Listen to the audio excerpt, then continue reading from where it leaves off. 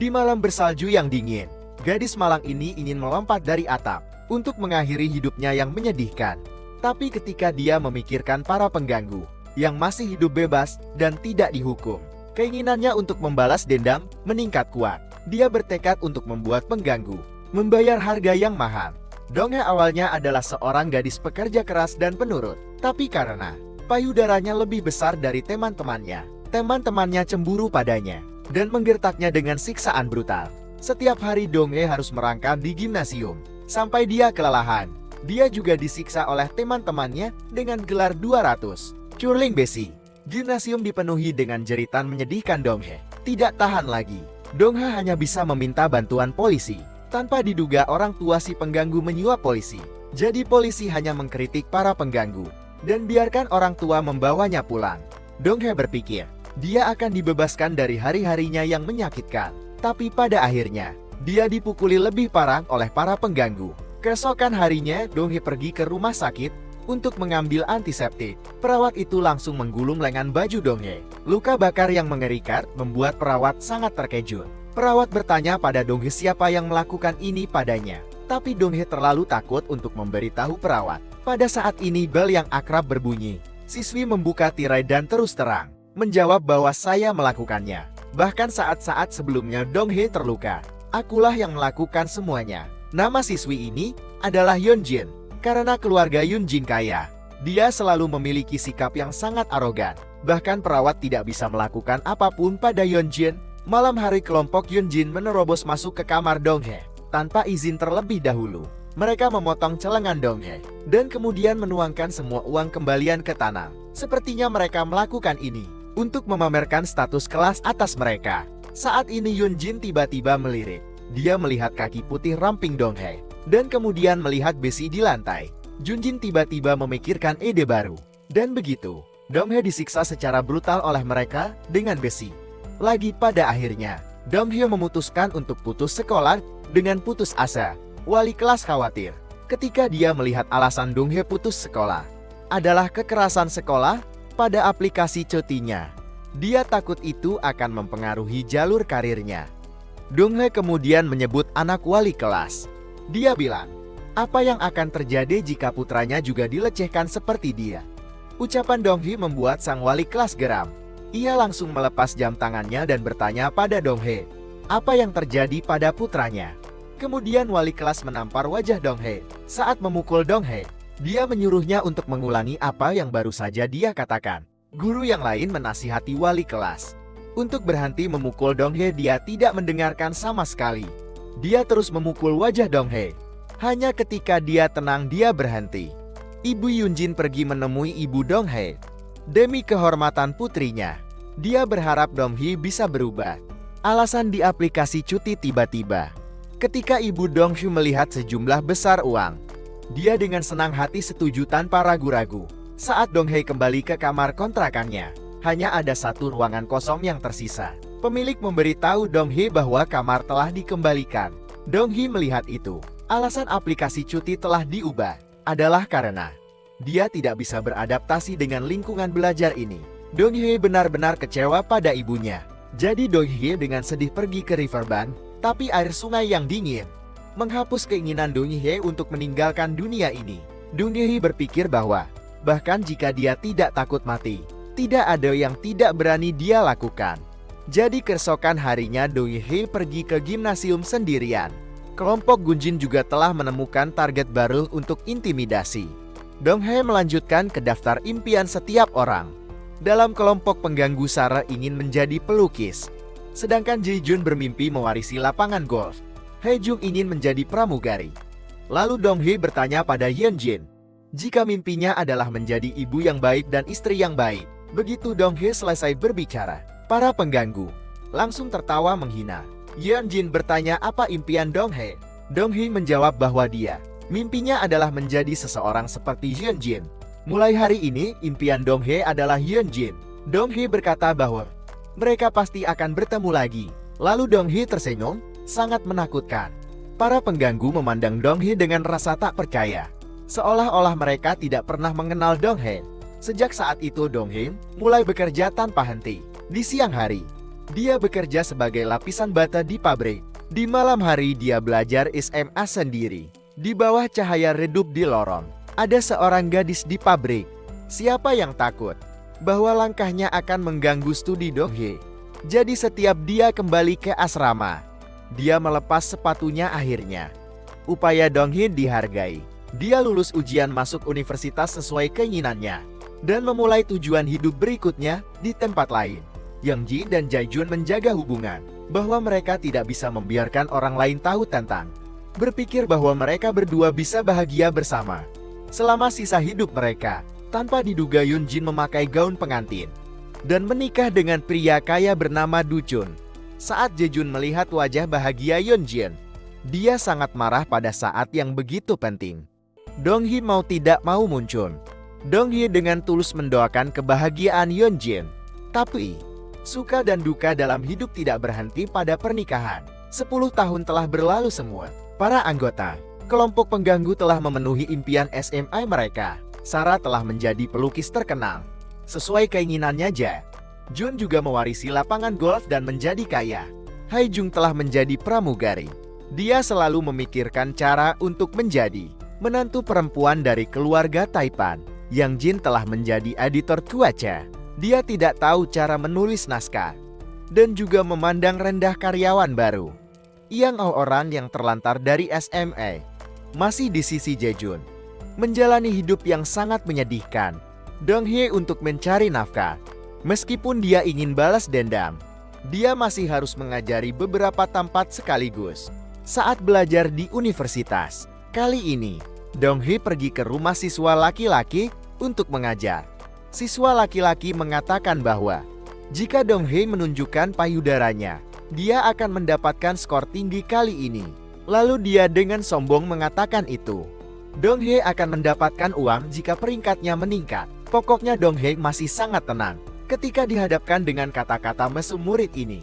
Ini bukan apa-apa dibandingkan dengan apa yang dia alami sebelumnya. Dia mengeluarkan telepon yang ada di tengah percakapan. Dia bertanya pada ibu siswa pos, "Jika Anda tahu bahwa saya telah merekam semuanya dengan benar." Dia bilang kamu bisa membayar untuk diam. Siswa surat buru-buru mengatakan bahwa jika dia ingin menjadi guru, dia tidak akan diizinkan melakukan itu. Tapi dia menjawab suara tenang. Dia bertanya kepada siswa surat, apakah dia tidak diizinkan. Lalu, Dong-hye mendoakan mahasiswa pos semoga sukses dalam ujiannya. Setelah mengatakan itu dia segera pulang. Dalam perjalanan pulang Dong-hye tiba-tiba pingsan. Ketika dia bangun dia sudah di rumah sakit. Orang yang dibawa ke rumah sakit bersama Dong-hye adalah putra direktur Yo-jong.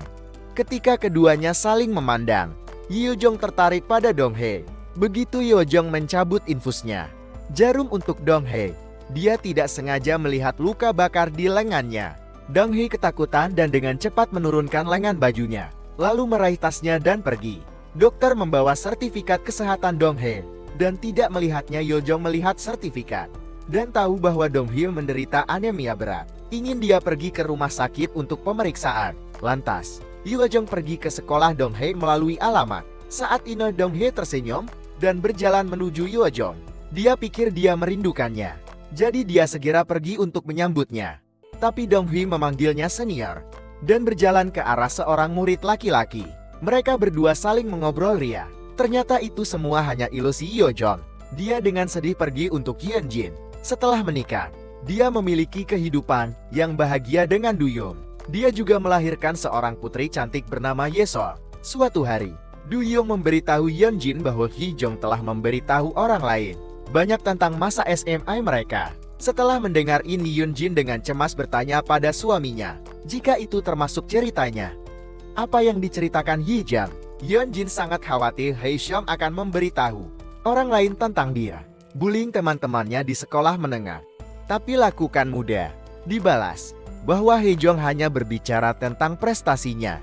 Saat itu ketika Hyun-jin mendengar ini, dia segera menghela napas lega. Untuk mencegah Hee-jong mengungkapkan masa lalunya, Hyun-jin segera membuat janji untuk bertemu Sarah dan Hae-jo. Tapi keluarga Hae-jong tak berkecukupan. Jadi orang tuanya membuka toko binatu. Seluruh keluarga hidup dari toko binatu ini.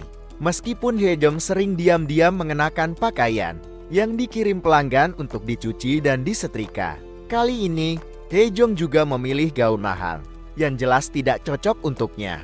Sarah memperingatkan Hye-jong untuk lebih bijaksana. Jika bukan karena Dong-hae saat itu, Hye-jong akan menjadi orang yang diganggu. Karena dia yang akan dibakar. Yeonjin juga pergi untuk memperingatkan Haejol bahwa tidak apa-apa bergaul dengan teman-teman. Tapi dia harus tahu apa yang tidak boleh dikatakan. Jangan sebutkan masa SMA mereka di depan orang lain. Itu bukan sesuatu yang bisa dibanggakan. Pikir Hye-jong akan menangis. Tapi tiba-tiba dia mengeluarkan ponselnya dan mempostingnya di media sosial untuk menunjukkan bahwa dia sangat dekat dengan Sarah dan Yoongjin. Anehnya setelah Yoongjin menikah, Dong-hae memiliki target lain untuk diikuti, yang merupakan suami Yoongjin. Lakukan mudah. Dong-hae menemukan bahwa Do-jong sangat suka pergi. Jadi dia mulai belajar pergi sendiri. Dong-hae juga pergi ke taman untuk menonton orang tua bermain pergi. Saat Dong-hae hendak pergi, dia bertemu Yo-jong yang juga sedang menonton. Setelah keduanya berbicara, Yo-jong tahu bahwa Dong-hae ingin belajar. Jadi dia mengajukan diri untuk menjadi gurunya. Karena dia sangat pandai pergi, Dong-hae bertanya, apakah dia bisa belajar di malam hari? Karena dia masih harus menjadi tutor. Jadi setiap hari mereka berdua bermain catur bersama di bawah pohon besar di taman. Bersama-sama mereka menonton musim semi, musim panas, musim gugur, dan musim dingin berlalu. Tapi hari perpisahan telah tiba. Dong-hae memberitahu Yo-jo bahwa dia tidak akan datang lagi karena dia perlu membalas dendam pada seseorang. Jalan balas dendam Dong-hae secara resmi dimulai. Dia mendapatkan gelar mengajarnya, Dong-hae Gol, adalah untuk membuat Yeonjin tidak memiliki siapapun di sisinya.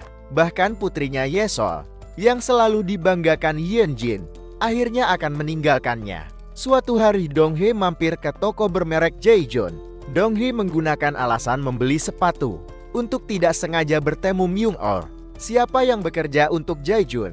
Karena Dong-hae tahu bahwa Myung-ol sangat tidak puas dengan Jaejoon, dia mengambil keuntungan dari rasa kesan di hati Myung-ol. Tujuannya adalah untuk sengaja putus hubungannya dengan Jaejoon. Dong-hae mengatakan bahwa dia benar-benar berharap bahwa semua hal ini akan menjadi milik. Segera Young-oh menyuruh Dong-hae untuk tidak tinggal di sini dan berpura-pura pintar saat berbicara. Dong-hae sengaja mengungkapkan bahwa dia telah mempelajari beberapa berita mengejutkan. Karena isi berita ini terlalu merangsang, dia tidak tahan sendirian. Jadi Myung tanpa curiga jatuh ke dalam perangkap Dong-hae saat ini, broker real estate yang disebut, dan mengatakan bahwa gedung apartemen Dong-hae ingin membeli memiliki kamar kosong. Dong-hae segera membawa segelnya dan pergi ke sana untuk menandatangani kontrak. Dia membeli rumah di seberang rumah Yeonjin, seperti yang dia inginkan. Saat Dong-hae melihat ke arah rumah Yeonjin, bekas luka di lengannya semakin gatal. Untuk menjadi guru di sekolah dasar kota Samyang, mulai mengumpulkan informasi tentang ketua seorang konglomerat saat dia mengobrak-abrik tong sampah untuk mencari bukti. Dia ditemukan oleh seorang pembantu bernama Hyun-nam. Hyun-nam mengatakan itu, meskipun dia menghindari kamera pengintai. Dia memiliki foto Dong-hae di ponselnya. Dia telah mengambil foto terus-menerus selama 6 bulan. Dong-hae mengira masalah itu telah terungkap. Dia berencana menyuapnya dengan uang. Tanpa diduga Hyun-nam memberitahu Dong-hae, kulihat kau bertahan selama setengah tahun. Dan apa yang perlu Anda lakukan, hampir berhasil. Jadi, Hyun-nam mau bergabung di sisi Dong-hae untuk membantunya. Pada saat yang sama, Hyun-nam juga meminta Dong-hae membantunya. Dong-hae bertanya kepada Hyun-nam, apa yang dia butuhkan bantuan. Hyun-nam menjawab bahwa itu untuk membunuh suamiku. Dong-hae sangat terkejut saat mendengar itu. Dia tidak tahu apa yang bisa membuat Hyun-nam mengucapkan kata-kata kejam seperti itu. Ternyata Hyun-nam telah dianiaya oleh suaminya. Untuk waktu yang lama dia sering mengalami luka di tubuhnya. Suaminya tidak hanya memukulinya, tetapi juga memukuli putrinya. Ibu dan putrinya sangat menyedihkan.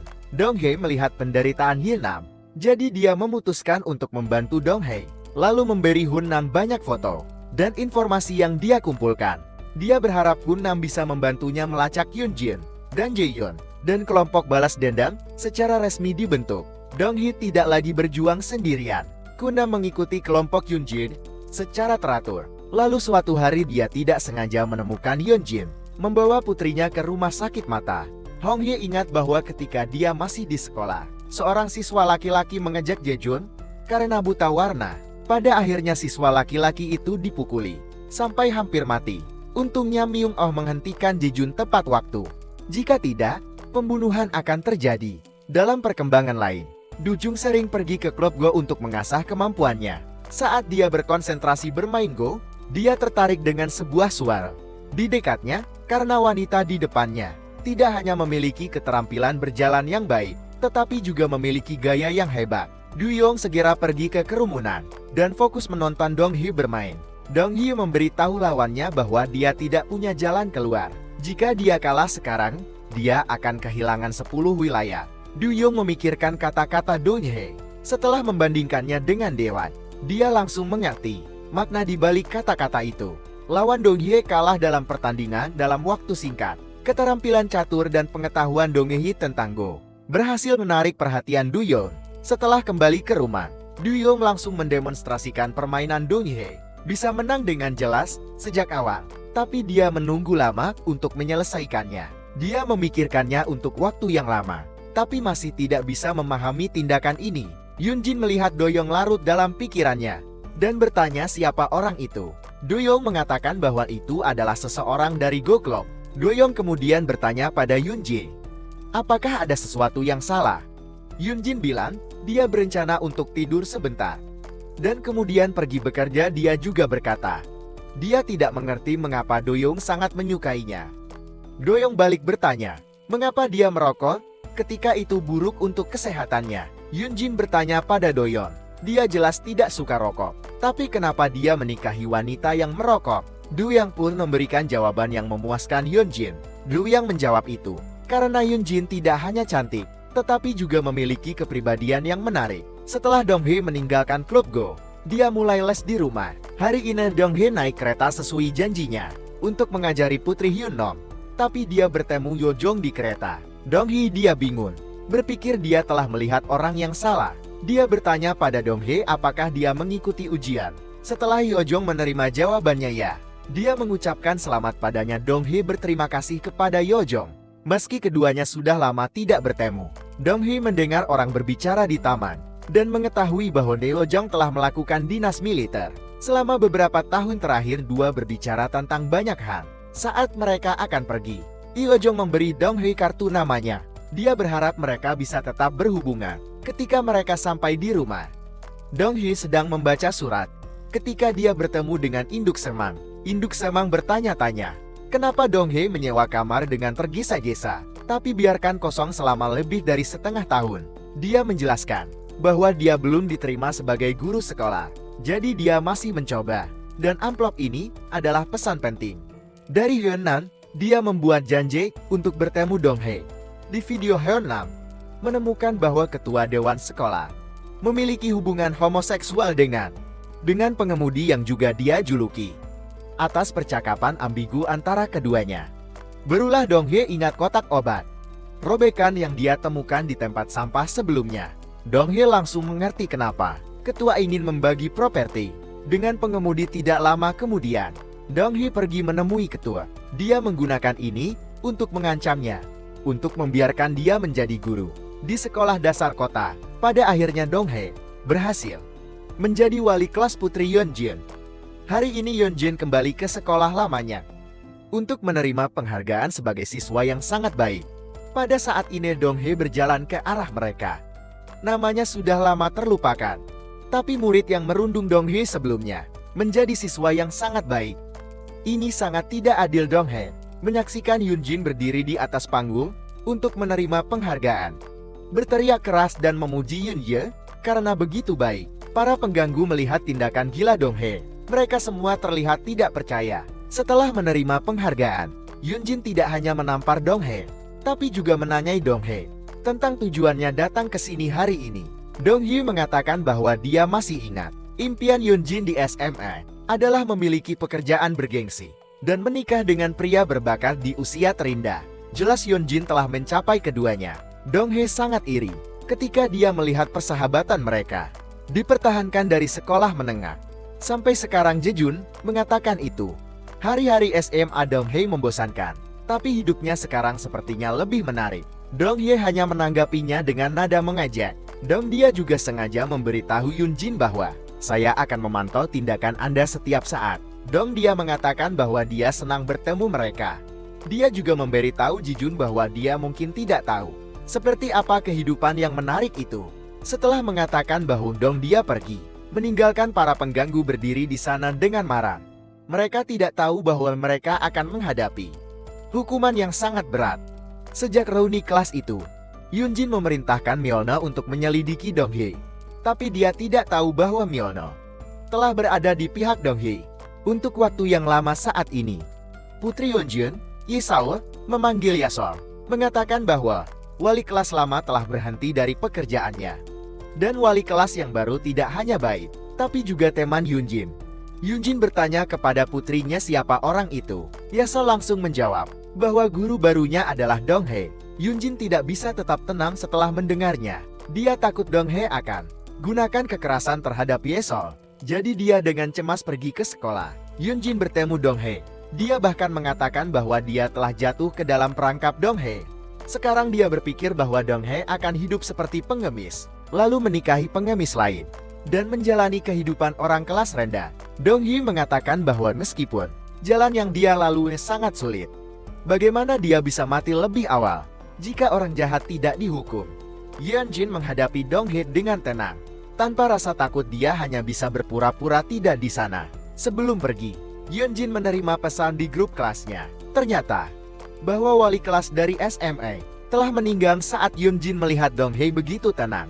Dia segera mengerti bahwa ini adalah juga bagian dari rencana balas dendam Donghye. Beberapa hari yang lalu, Donghye pergi ke rumah wali kelas dengan buket bunga segar. Dia bertanya, apakah dia baik-baik saja? Kemudian, dia memperkenalkan dirinya sebagai Donghye. Wali kelas bertanya siapa dia. Donghye mengatakan bahwa dia adalah seorang siswa yang biasa dia ajar. Dia adalah muridnya. Donghye telah mengajukan permintaan pengunduran dirinya pada tahun 2004. Donghye bertanya, apakah dia tidak ingat? Wali kelas sangat terkejut ketika dia mendengar nama Donghye. Saat ini mereka bertemu dengan senior di sekolah Donghye. Dia mengatakan bahwa ini adalah rumahnya, dan wali kelas Donghye adalah ayahnya. Donghye pura-pura terkejut, tapi sebenarnya dia sudah tahu bahwa senior ini adalah putra wali kelas. Itu sebabnya dia mendekatinya dengan sengaja. Dia kalau begitu memberitahu wali kelas bahwa dia telah menjadi guru. Wali kelas teringat sikap buruknya pada Donghye di SMA waktu itu. Dia bahkan memukulinya karena masalah putranya. Dia pikir pasti Donghye datang ke sini untuk membalas dendam. Donghye mengucapkan terima kasih kepada guru dan dengan cepat memberikan buket itu. Senior dengan cepat menyuruh Donghye untuk memberinya buket karena ayahnya menderita asma dan tidak bisa mencium bau serbuk sari terutama terompet lili. Donghye tahu itu. Senior telah lulus ujian pegawai negeri dan hanya harus wawancara. Guru berpikir bahwa Donghye ingin menghancurkan masa depan anaknya. Jadi dia memukul dan memarahinya. Saat ini Donghye tidak menyembunyikannya lagi. Dia mengatakan kepadanya secara langsung tentang diganggu di sekolah. Dia juga memberitahu senior tentang surat pengaduan. Insiden itu senior sangat marah ketika dia mendengar kata-kata ini. Dia telah bekerja sangat keras untuk lulus ujian pegawai negeri. Jadi dia tidak bisa membiarkan seorang ayah dengan masa lalu yang penuh dosa merusak masa depannya yang cerah. Jadi si penjaga sengaja membuat insiden mirip dengan alergi serbuk sari. Dan begitu saja, gurunya dibunuh oleh putranya sendiri. Saat ini wajah Yunjin dipenuhi ketakutan. Dia tidak bisa melihat melalui Donghye di depannya. Donghye memperingatkan Yunjin untuk tidak berpikir tentang memindahkan Yesol ke sekolah lain dan menggantikan wali kelas. Yunjin pantas mendapatkan semua konsekuensi ini. Setelah meninggalkan sekolah, Yunjin mengingat apa yang terjadi barusan dan menjadi gila. Tapi dia tidak bisa berbuat apa-apa. Di sisi lain Donghye juga mempercepat balas dendamnya. Pertama dia pergi untuk melihat orang yang telah membantunya. Di SMA Donghye mendengar dari perawat dan mempelajari itu sebelum dia diganggu. Ada juga seorang siswi yang diganggu oleh kelompok Yongjin. Namun saat itu Donghye masih muda dan tak bisa membantu. Tapi sekarang Donghye akan memulai pertempuran balas dendam.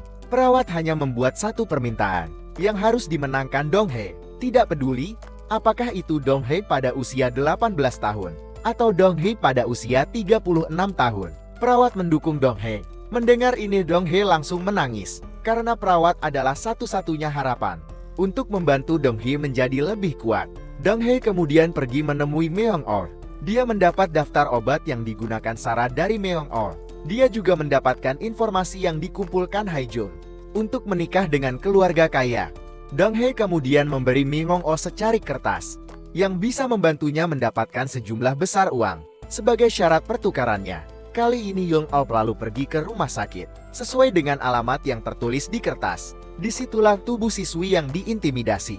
Spek San Soh disimpan karena keluarga Soh percaya itu dia tidak meninggalkan dunia ini sendirian. Mereka tidak setuju untuk mengkremasinya. Lantas, dia hanya bisa ditahan di rumah sakit untuk waktu yang lama. Tujuan Dong Hae di luar adalah untuk menghasut Myung-oh untuk pergi dan meminta uang kepada si pembunuh. Dong Hae mengatakan bahwa ini adalah cara baginya untuk menjadi kaya. Tapi kenyataannya Dong Hae ingin Myung-oh mati. Myung-oh yang polos masih belum tahu apa-apa. Dia ingin tahu siapa pelakunya. Jadi dia pergi menemui Dong Hae lagi.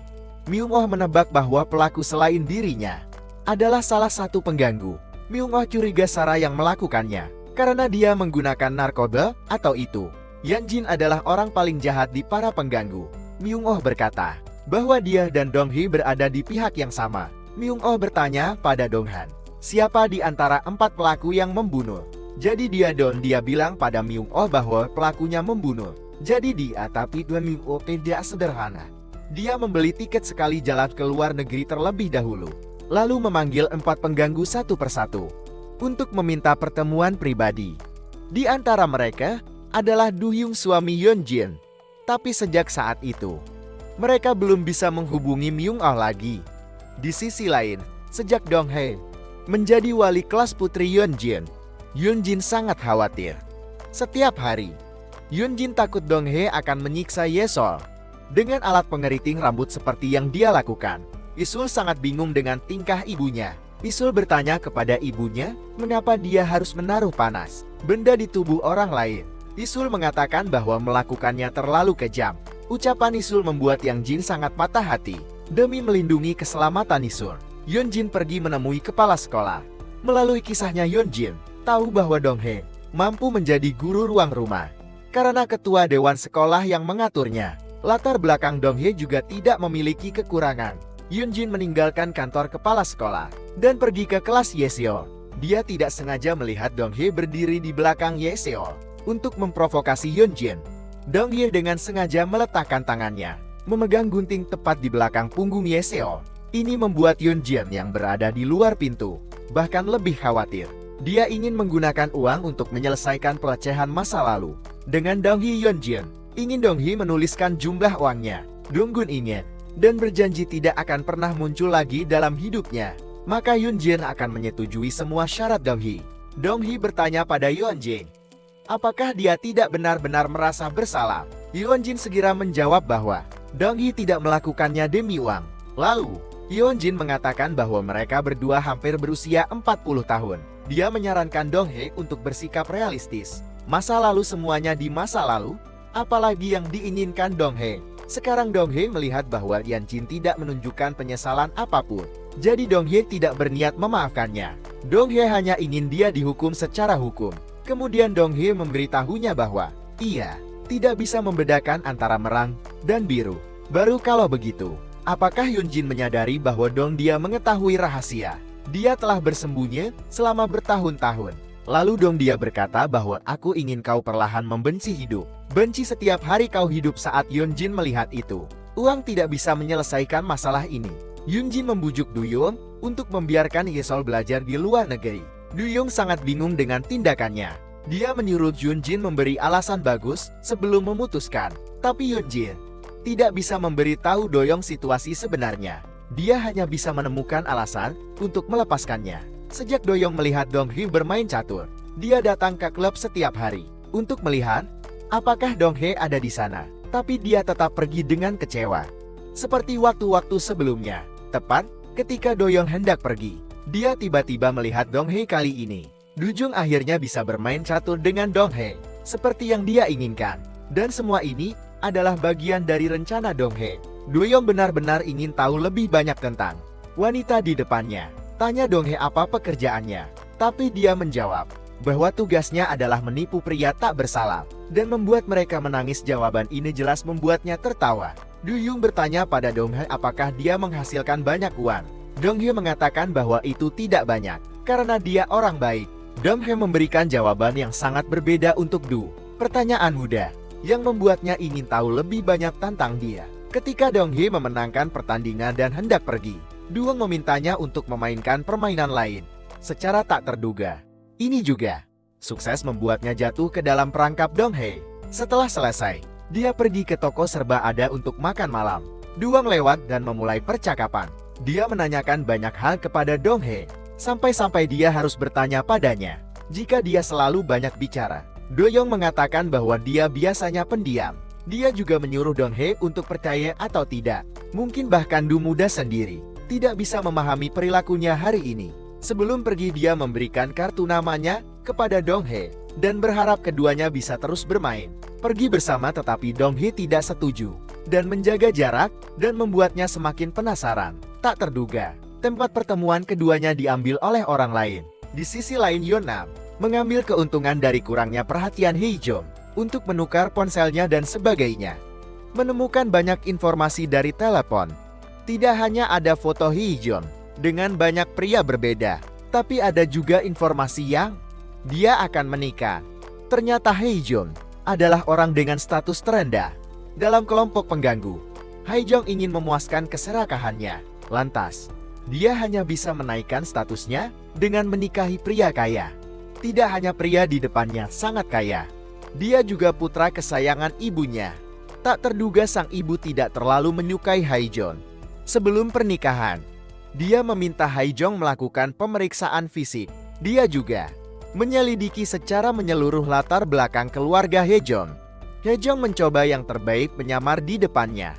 Saat mereka berbicara, dia tiba-tiba memanggil guru Dong Hae. Dia memuji Dong Hae karena semakin cantik. Hari ini Dong Hae melihat Haejong dan kemudian memanggil namanya dengan terkejut. Haejong sangat terkejut melihat Dong Hae berada begitu dekat dengan ibu kekasihnya. Dia tahu tujuan Dong Hae datang ke sini agar berhasil menikahi Ai dari lampu lalu lintas menjadi keluarga kaya. Haejong berlutut dan memohon maaf kepada Dong Hae. Haejong mengatakan bahwa apa yang terjadi di sekolah menengah bukanlah sesuatu yang ingin dia lakukan. Dia mengatakan bahwa dia tidak dewasa pada waktu itu. Kata Haejong bahwa setiap orang membuat kesalahan ketika mereka dewasa. Lalu dia terus memohon pada Dong Hae.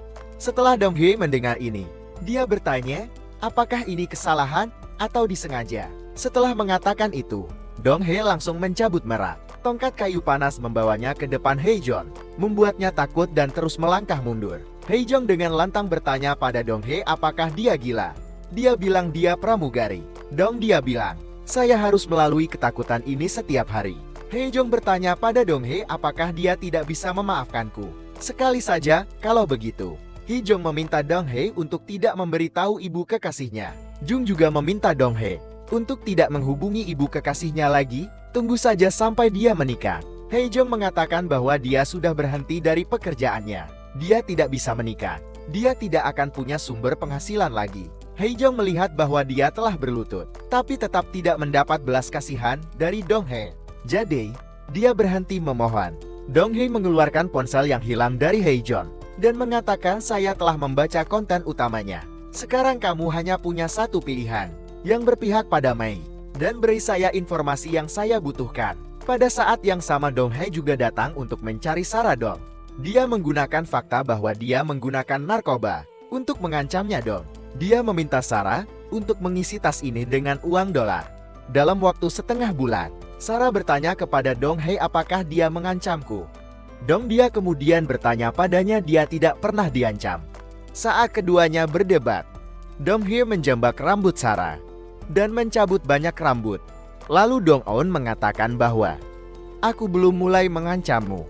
Di tempat lain Yeojon harus mendengarkan suara tablet effervescent larut setiap hari untuk tertidur.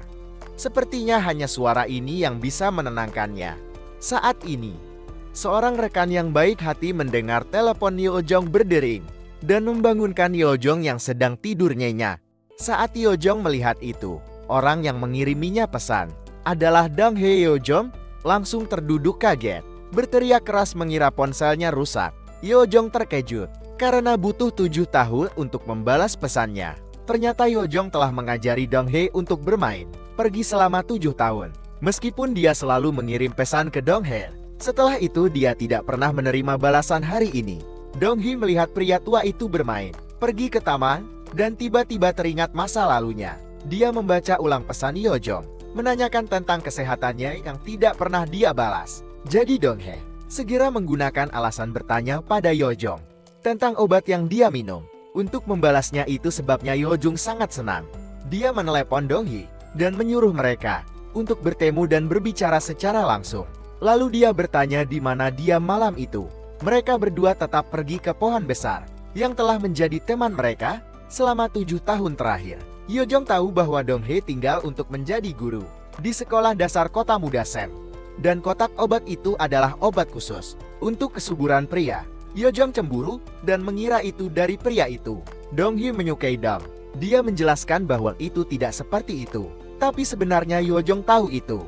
Dia hanya membuat alasan untuk menolaknya. Dong Hae berharap dia tidak akan mengiriminya pesan lagi di masa depan. Yeojong benar-benar tidak tahu mengapa dia seperti itu. Dia menyarankan Dong Hae untuk melakukan apa yang ingin dia lakukan. Tapi dia juga perlu berkencan dengannya, karena dia akan membuatnya bahagia.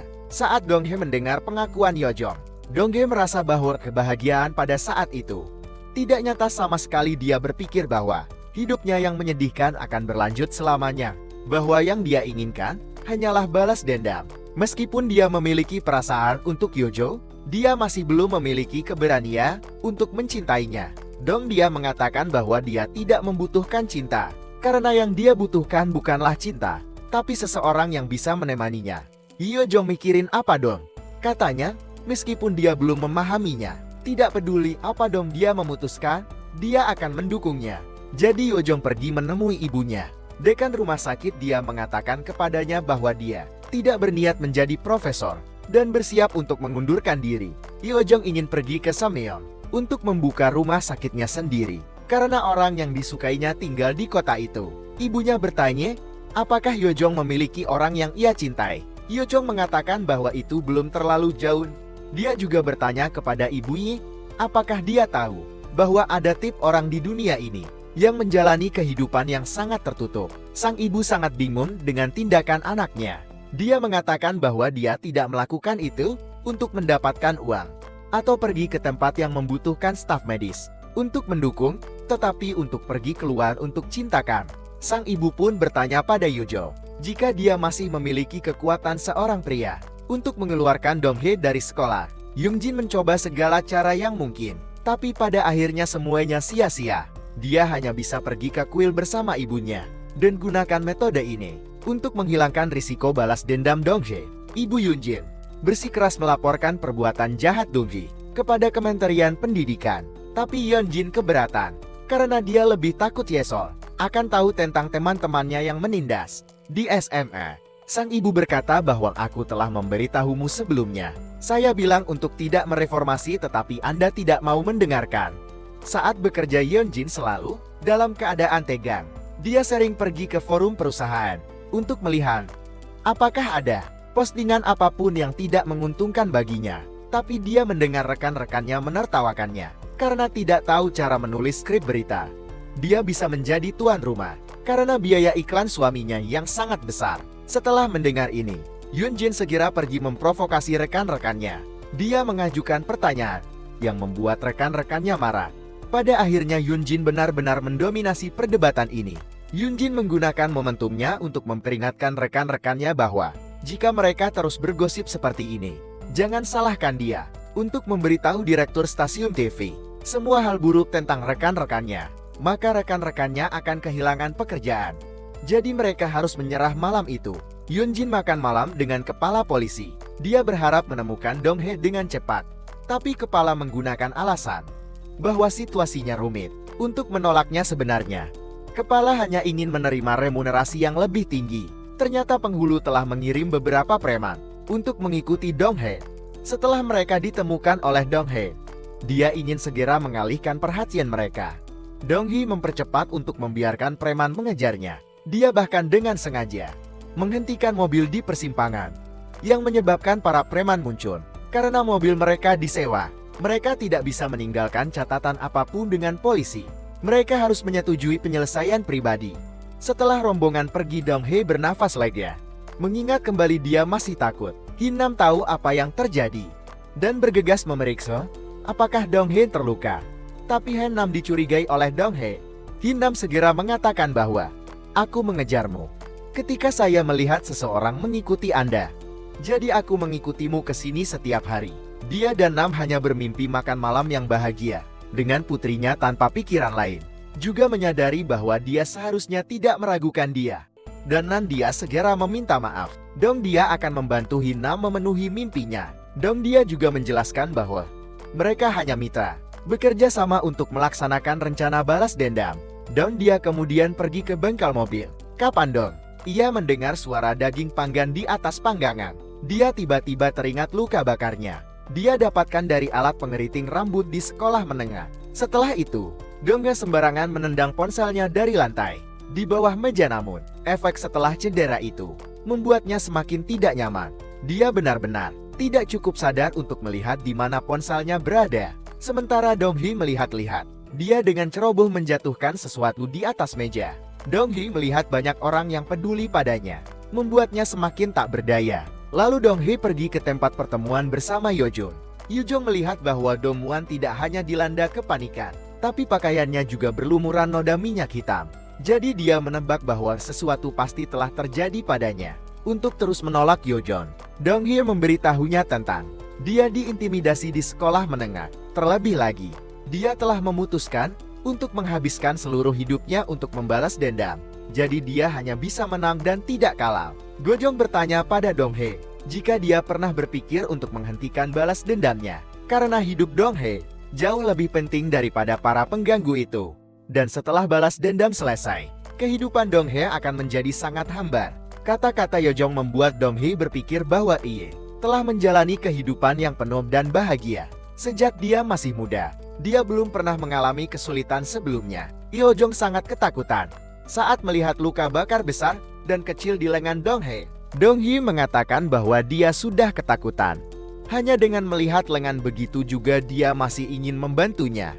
Setelah berbicara, Dong Hae berjalan di bawah cahaya dan perlahan melepas mantelnya. Yo Jong melihat bekas luka silang ditinggalkan setelah dibakar di tubuh Dong Hae. Adegan ini membuatnya marah sekaligus patah hati. Dia tidak percaya ada yang begitu kejam orang di dunia ini. Dong Hee mengatakan bahwa dia telah kehilangan semua martabat, menyuruhnya kembali karena dia harus membalas dendam.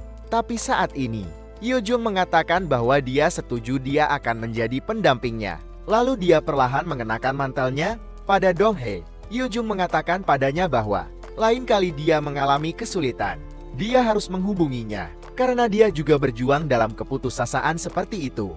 Jadi dia tahu betapa tidak menyenangkannya kemarahan itu. Yo Jong juga menanyakan siapa yang ingin menang oleh Dong Hae. Ketika dia belajar pergi darinya, Dong Hae langsung mengatakan bahwa itu adalah suami Yeon Jin. Karena Dong Hae ingin mengakhiri balas dendam, dan tidak ada seorang pun di sisi Yeon Jin. Dong Hae ingin Yeon Jin tidak punya teman dan orang tua, tidak ada anak perempuan, dan suami tidak ada yang menemaninya, dan tidak ada yang menerima cinta.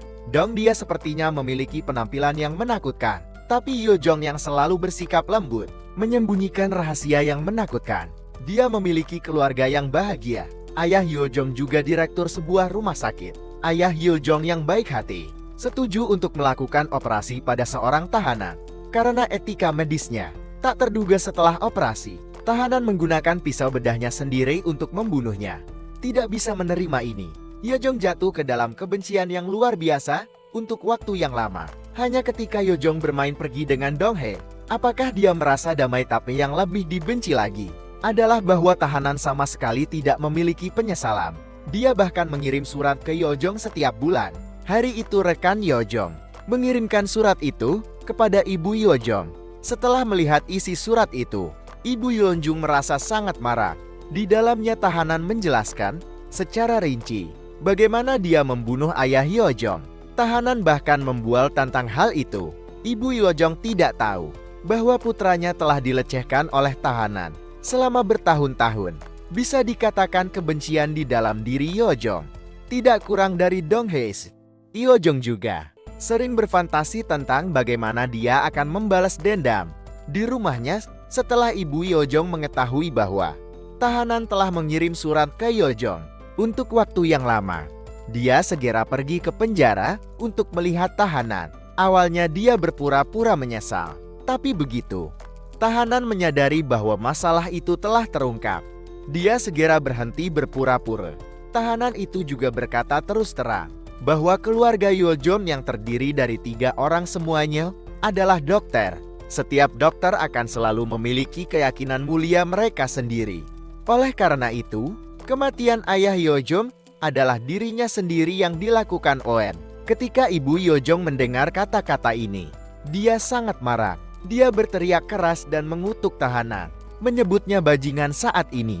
Jae-jun secara tak terduga menerima sikat gigi anak-anak, di mana dia disuruh melakukan tes DNA. Jae-jun tidak mengerti apa yang sedang terjadi, tapi tetap melakukannya nanti. Jae-jun menemukan bahwa dia tiba-tiba memiliki anak perempuan lagi. Dan gadis ini adalah putri Yongjin. Yeseol. Jae-jun sangat bersemangat dan berlari ke sekolah Yeseol. Yeseol sedang menunggu untuk menyeberang jalan, tapi tidak bisa membedakan warna lampu lalu lintas jadi. Bahkan lebih yakin bahwa Yeseol adalah putrinya.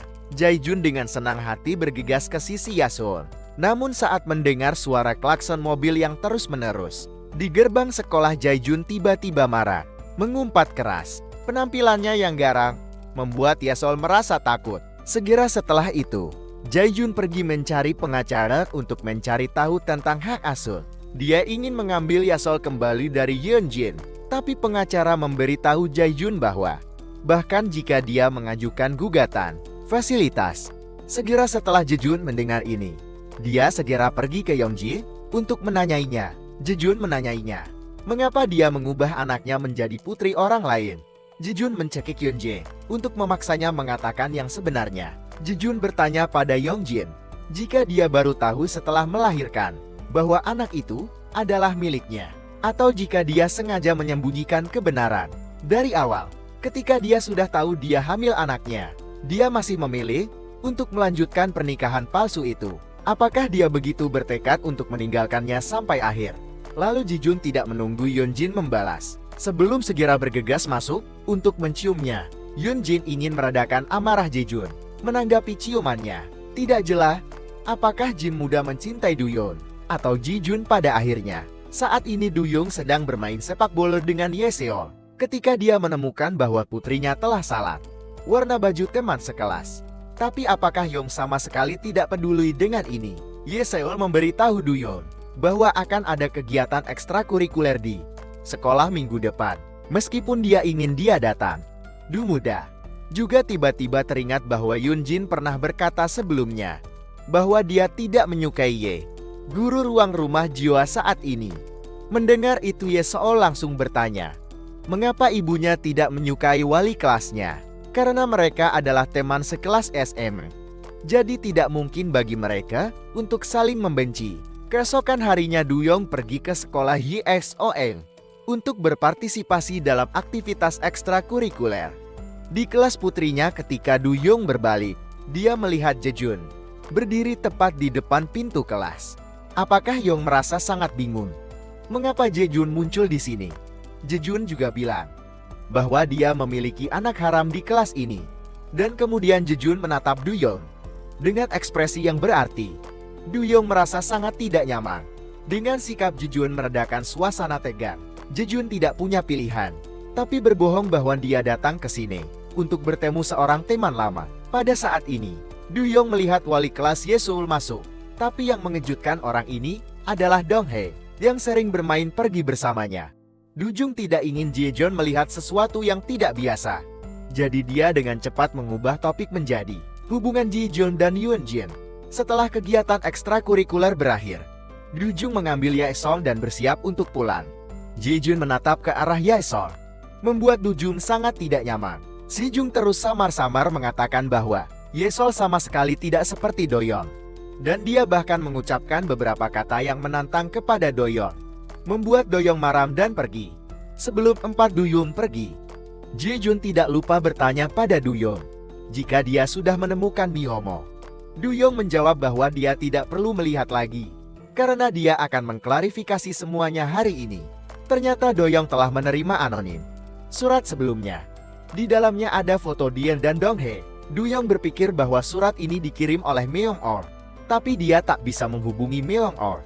Jadi Dujong hanya bisa pergi ke Jijo untuk bertanya. Jelas, Duyong memperhatikan bahwa tembakau yang digunakan Jijon sama dengan Hyunjin. Terlebih lagi, gerakan dan penampilan mereka berdua saat menggunakannya identik, yang membuat Dujong curiga pada Hyunjin. Setelah Dujong kembali ke rumah, ia segera pergi ke ruang kerja dan melihat foto SMA Hyunjin bersama.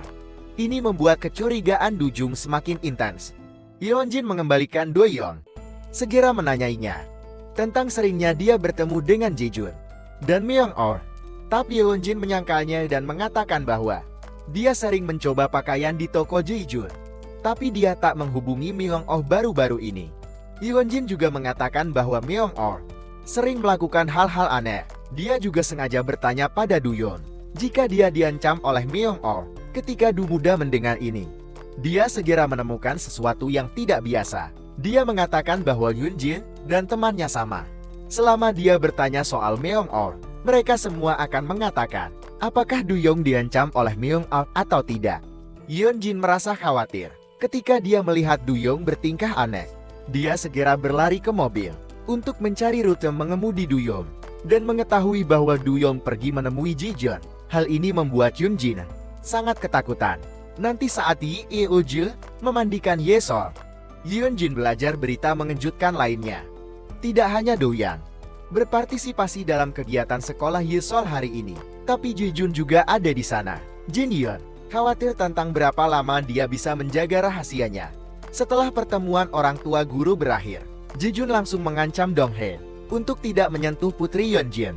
Kalau tidak, dia akan membuatnya menyesalinya. Donghae mengancam Jijun kembali. Itu, jika dia ingin mendapatkan hak asuh atas Putri Hyunjin, dia hanya bisa berdiri di sisinya karena dia adalah pasangannya. Dengan imbalan kondisi, Donghae menunjukkan kepada Jejun gambar Yesol Dreo. Jijun merasa sangat malu ketika dia melihat itu. Putrinya mewarisi kebutaan warna seperti dia setelah pergi. Donghae langsung ke kamar mandi. Dia terus menyeka node di lengannya karena itu mengingatkannya pada kenangan menyakitkan dari masa lalu sampai sekarang. Mereka hanya tahu bahwa Hyunjin adalah dalang di balik kekerasan Donghae, tapi mereka tidak tahu bahwa Jaejun juga salah satu pelaku yang menggertaknya.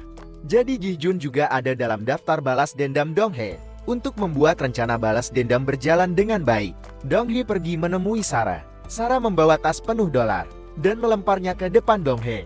Sarah berpikir bahwa melakukan hal itu akan menghapus semua dosa yang telah dia lakukan. Donghae tidak berniat memaafkan Sarah. Donghae dengan lembut memberitahu Sarah bahwa setelah dia meninggal, dia pasti akan masuk surga. Karena selama Sarah masih hidup, tempat ini akan menjadi neraka. Sarah mendengarnya dan langsung duduk, meraih Donghae dan bertanya pada Donghae apa yang dimaksud Donghae. Donghae memperingatkan Sarah untuk melepaskannya, atau penggunaan obatnya akan dipublikasikan. Sarah marah, tapi hanya bisa melepaskan dan membiarkan Donghae pergi. Sebenarnya tujuan Donghae meminta uang kepada Sarah adalah membawa Putri Hunan ke luar negeri. Dengan begitu Haenam bisa membalas dendam tanpa mengkhawatirkan apapun. Donghae pergi menemui Haenam dan mengatakan bahwa dia akan mempercepat rencananya. Donghae akan memulai rencananya di hari Putri Haenam pergi ke luar negeri. Donghae menghibur Haenam bahwa meskipun dia dan putrinya harus menanggung rasa sakit karena perpisahan, hanya dengan begitu putrinya akan aman. Terlebih lagi, putrinya juga bisa menjauh dari ayah yang kejam. Dan rencana balas dendam Hinam, hanya dengan begitu keinginan asli putrinya dapat dilindungi. Donghae berharap Hinam bisa mempertimbangkan saran ini pada saat yang sama. Setelah Du muda bertemu Donghae di pertemuan guru orang tua, dia langsung menebak itu kenalannya dengan Dong Hae jelas bukan kebetulan. Untuk mencari tahu tujuan Dong Hae mendekatinya, Du Young pergi menemui sahabat Yoon Jin, Hae Jung, saat mereka masih SMA. Du Young tidak tahu itu. Hae Jung sudah dikenal Dong Hae untuk kelemahannya. Hae Jung sudah lama berada di pihak Dong Hae. Du Young bertanya Hae Jung tentang hubungan Yoon Jin dan Dong Hae. Hae Jung memberitahu Du Young bahwa Dong Hae dan Yoon Jin bukan hanya teman SMA, tapi Yoon Jin juga telah merundung Dong Hae untuk waktu yang lama. Du Young dengan curiga bertanya kepada Hae Jung, apakah itu kekerasan di sekolah? Hae Jung segera mengkonfirmasi. Hae Jung kemudian memberitahu Do Jung apa yang telah Yoon Jin lakukan pada Dong Hae di SMA. Do Jung tidak percaya bahwa Yoon Jin telah menyembunyikan begitu banyak hal darinya. Tapi Hae Jung tidak menceritakan keseluruhan ceritanya pada Do Young. Sebaliknya Hae Jung secara misterius mengatakan bahwa itu adalah cerita yang sangat sensasional. Hae Jung menyuruh Do Young untuk kembali dan meminta Yoon Jin off. Young tiba-tiba memikirkan apa yang dikatakan Dong Hae padanya. Dong Hae telah mengatakan bahwa dia berjudi dengan hidupnya dan dia pasti harus menang. Saat ini Du Young juga mengerti rencana Dong Hae untuk membalas dendam pada Yoon Jin. Du Young tidak tahu bagaimana menghadapi Yoon Jin, jadi dia pergi ke taman sendirian. Dan kebetulan, melihat Yoo Jong bermain catur dengan beberapa orang tua untuk melarikan diri dari orang tua, Yoo Jong meminta Du Young untuk menemukan alasan untuk membantunya. Mereka berdua bermain catur bersama, tapi Du Young sangat khawatir. Jadi dia terus memeriksa teleponnya. Du Young bertanya pada Yoo Jong, apakah kamu tinggal di dekat sini? Yoo Jong mengatakan bahwa, saya baru saja pindah ke daerah ini baru-baru ini. Yoo Jong juga mengatakan bahwa tujuan pindah ke sini adalah untuk membalas dendam temannya. Do Jong merasa sangat lucu ketika dihadapkan dengan jawaban ini. Do Jong mengatakan bahwa balas dendam di Korea tidak mudah, terutama ketika senjata tidak diperbolehkan di sini. Yoo Jong membalas bahwa jika tidak ada senjata, masih ada pisau yang bisa ditembakkan senjata dari kejauhan. Tapi pisau harus dekat. Menjadi efektif, kamu harus cukup dekat untuk melihat matamu tercermin di mata musuhmu sebelum Anda bertindak. Setelah kembali ke rumah, Do Young bertanya pada Yoon Jin, apakah dia mengenal Dong Hae? Yoon Jin melihat sikap dan ekspresi Do Young dan menduga bahwa Do Young mengetahui sesuatu. Jadi Yoon Jin memberitahu Do Young bahwa mereka telah menikah selama 10 tahun dan memiliki seorang putri yang cantik. Yoon Jin mengatakan bahwa Do Young tidak bisa meninggalkannya hanya karena apa yang orang lain katakan. Yoon Jin juga mengatakan bahwa tidak ada seorang pun di dunia ini. Jadi ketika memilih yang tidak pernah melakukan kesalahan, Do Young harus memilih seseorang yang luar biasa seperti dia. Untuk hal-hal yang seharusnya tidak diketahui, Dong coba cari tahu. Hanya dengan begitu dia dan Yesol tidak akan terluka. Meskipun Yoon Jin mengatakan bahwa dia tidak berniat membiarkan Dong Hae pergi, dia mendapat semua informasi tentang Dong Hae dari kepala polisi. Meskipun latar belakang Dong Hae tidak buruk, Yoon Jin menemukan bahwa Dong Hae memiliki ibu yang sangat serakah. Ibu Dong Hae saat ini menjalani kehidupan yang sangat menyedihkan. Dengan informasi ini Yoon Jin yakin bahwa ibu akan menjadi terobosan dalam mengalahkan Dong Hae. Yoon Jin kemudian tahu alamat rumah Dong Hae dari kepala polisi. Yoon Jin sangat terkejut menemukan bahwa Dong Hae tinggal di seberang jalan dari rumahnya dengan lokasi utama ini. Semua tindakannya akan diawasi oleh Dong Hae. Memikirkan ini Yoon Jin merasa tidak nyaman. Jadi dia segera menemukan tukang kunci untuk membuka pintu Dong Hae. Begitu dia memasuki rumah, Yoon Jin ketakutan dengan pemandangan di depan matanya. Dindingnya ditutupi dengan gambar pengganggu. Melihat foto-foto ini, Yoon Jin mengutuk pikir Yoon Jin dalam hati bahwa dia seharusnya tidak menggertak Dong Hae, seharusnya membunuh Dong Hae. Pada saat yang sama Do Jun juga menemukan Dong Hae. Meskipun dia tahu Dong Hae adalah korban, lagi pula Yoon Jin sudah bersamanya selama 10 tahun. Do Young masih ingin memberi kesempatan pada Yoon Jin untuk memperbaiki keadaan. Dong Hae menceritakan semuanya pada Do Young tentang bagaimana dia dengan sengaja mendekatinya, dan bahkan foto mereka berdua bersama dikirim olehnya dengan sengaja. Setelah mendengar ini, Do Young menebak bahwa jika Dong Hae ingin membalas dendam pada Yang Jin, dia pasti tinggal di dekat rumahnya begitu saja. Sementara Yoon Jin melihat foto-foto itu dengan seksama. Do Young juga pergi ke rumah Dong Hae. Saat pasangan itu bertemu, semua rahasia Yoon Jin tidak bisa lagi disembunyikan. Doyoung melihat kunci pintu yang dicongkel terbuka oleh Hyunjin dan masuk ke dalam rumah tanpa melepas sepatunya.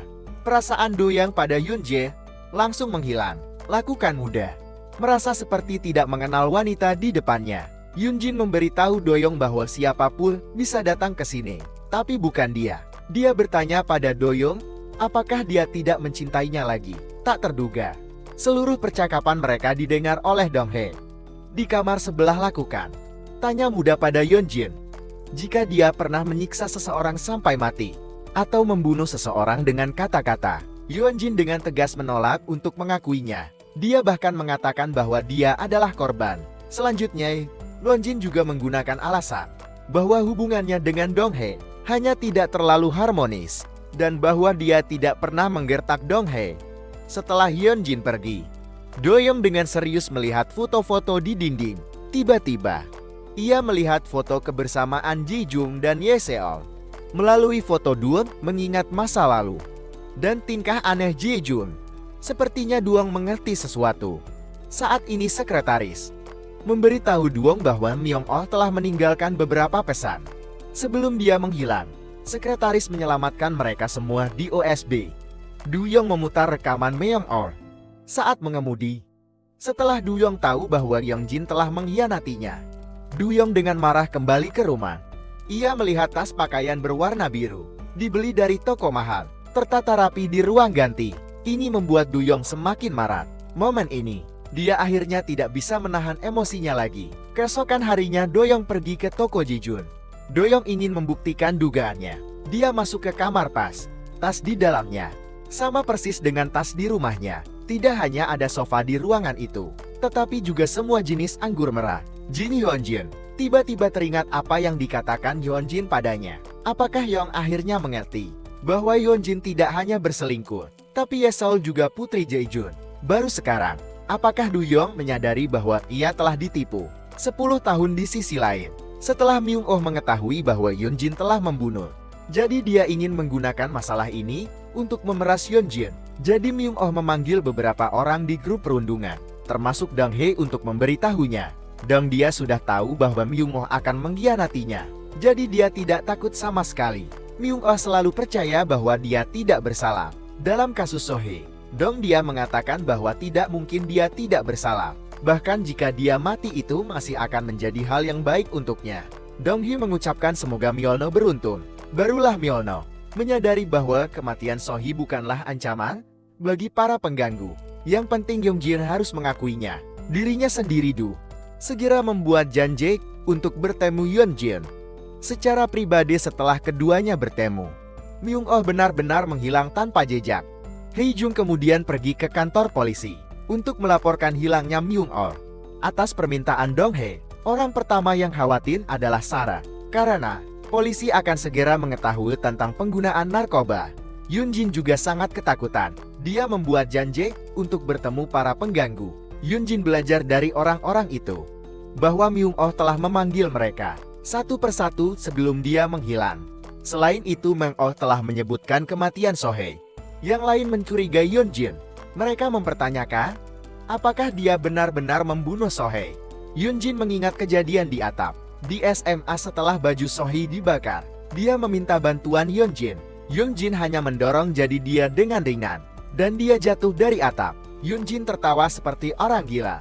Ketika dia memikirkan masa lalu, dia tertawa dan mengutuk teman-temannya karena sakit jiwa. Polisi dengan cepat mendatangi Ji-jun untuk mengetahui situasinya, mengatakan bahwa dia juga tidak tahu soal kematian Myung-oh. Ji-jun mengatakan itu sebelum Myung-oh meninggal. Ada seseorang yang selalu mencarinya. Polisi bertanya siapa yang mencari Myung-oh. Ji-jun segera menjawab bahwa itu adalah Jae Doyoung dari grup konstruksi muda Jepang. Ji-jun mengatakan itu. Doyoung juga memberi saya kartu namanya. Tapi saat itu, mata Doyoung terlihat sangat mencurigakan. Saat yang sama Donghae juga datang menemui Hyunjin. Donghae mengeluarkan bukti bahwa Hyunjin mengganggunya saat SMA. Donghae awalnya bermaksud memberi Hyunjin kesempatan untuk meminta maaf dan menebus kesalahan.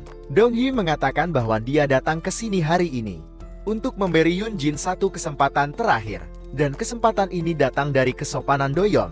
Ketika dia datang ke rumah Donghae, Dong Hye juga menyarankan Yeonjin untuk pergi ke kantor polisi untuk mengaku atau memohon pengampunan dari korban. Dengan begitu Dong Hye akan langsung menyerah untuk balas dendam. Yoonjin bilang jika dia ke kantor polisi, itu akan mengambil seluruh judul berita dan hidupnya akan hancur. Yoonjin tidak pernah merasa telah melakukan kesalahan, dan Yoonjin percaya bahwa nasib Dong Hye ditakdirkan untuk hidup dalam kesakitan dari saat dia lahir, dan tidak ada hubungannya dengan Yeonjin. Yoonjin juga mengatakan bahwa Dong Hye bisa menjadi guru sekarang berkat apa yang dia lakukan pada Dong Hye di sekolah menengah. Yeonjin sangat sombong dan tidak menyadari kesalahannya. Saat ini Dong Hye tidak lagi merasa bersalah. Dia mengatakan kepada polisi bahwa dia menyerahkan bukti bahwa Yeonjin telah membunuh Sohee ke polisi sejak lama. Itu adalah tag nama Yeonjin, bahwa Sohee telah merobek baju Yeonjin sebelum dia meninggal secara tak terduga. Setelah ibu Yeonjin mengetahui hal ini, dia menggunakan koneksinya untuk mendapatkan tag nama itu. Jadi sekarang, Dong Hye tidak punya bukti bahwa Yeonjin telah membunuh. Jadi Hye dan tag nama palsu ini hanya untuk memancing Myung-oh beraksi. Adapun bukti nyata, polisi harus secara pribadi mengumpulkannya. Ibu Yoonjin belum benar-benar menghancurkan tag nama itu dan masih menyimpannya. Tidak diketahui apa niatnya di tempat lain. Dong Hye memberikan hasil investigasi Hye kepada perawat. Karena begitu, ibu Hye tidak percaya itu. Jadi Hye telah meninggalkan dunia ini sendiri. Sang ibu masih mencari bantuan di rumah sakit. Dia bertemu Dong Hye secara kebetulan. Jadi, dia memberi Dong Hye laporan investigasi. Oh Jiang mengatakan bahwa Sohee sedang hamil saat itu. Dong Hye memberitahu perawat tentang ini. Dong Hye berjanji pada ibu Sohee bahwa dia pasti akan membalaskan dendam Sohee. Itu sebabnya dia tetap membalas dendam sampai sekarang. Sejak rumah Dong Hye ditemukan oleh Yeonjin, Dong Hye menginap di rumah Yeojong.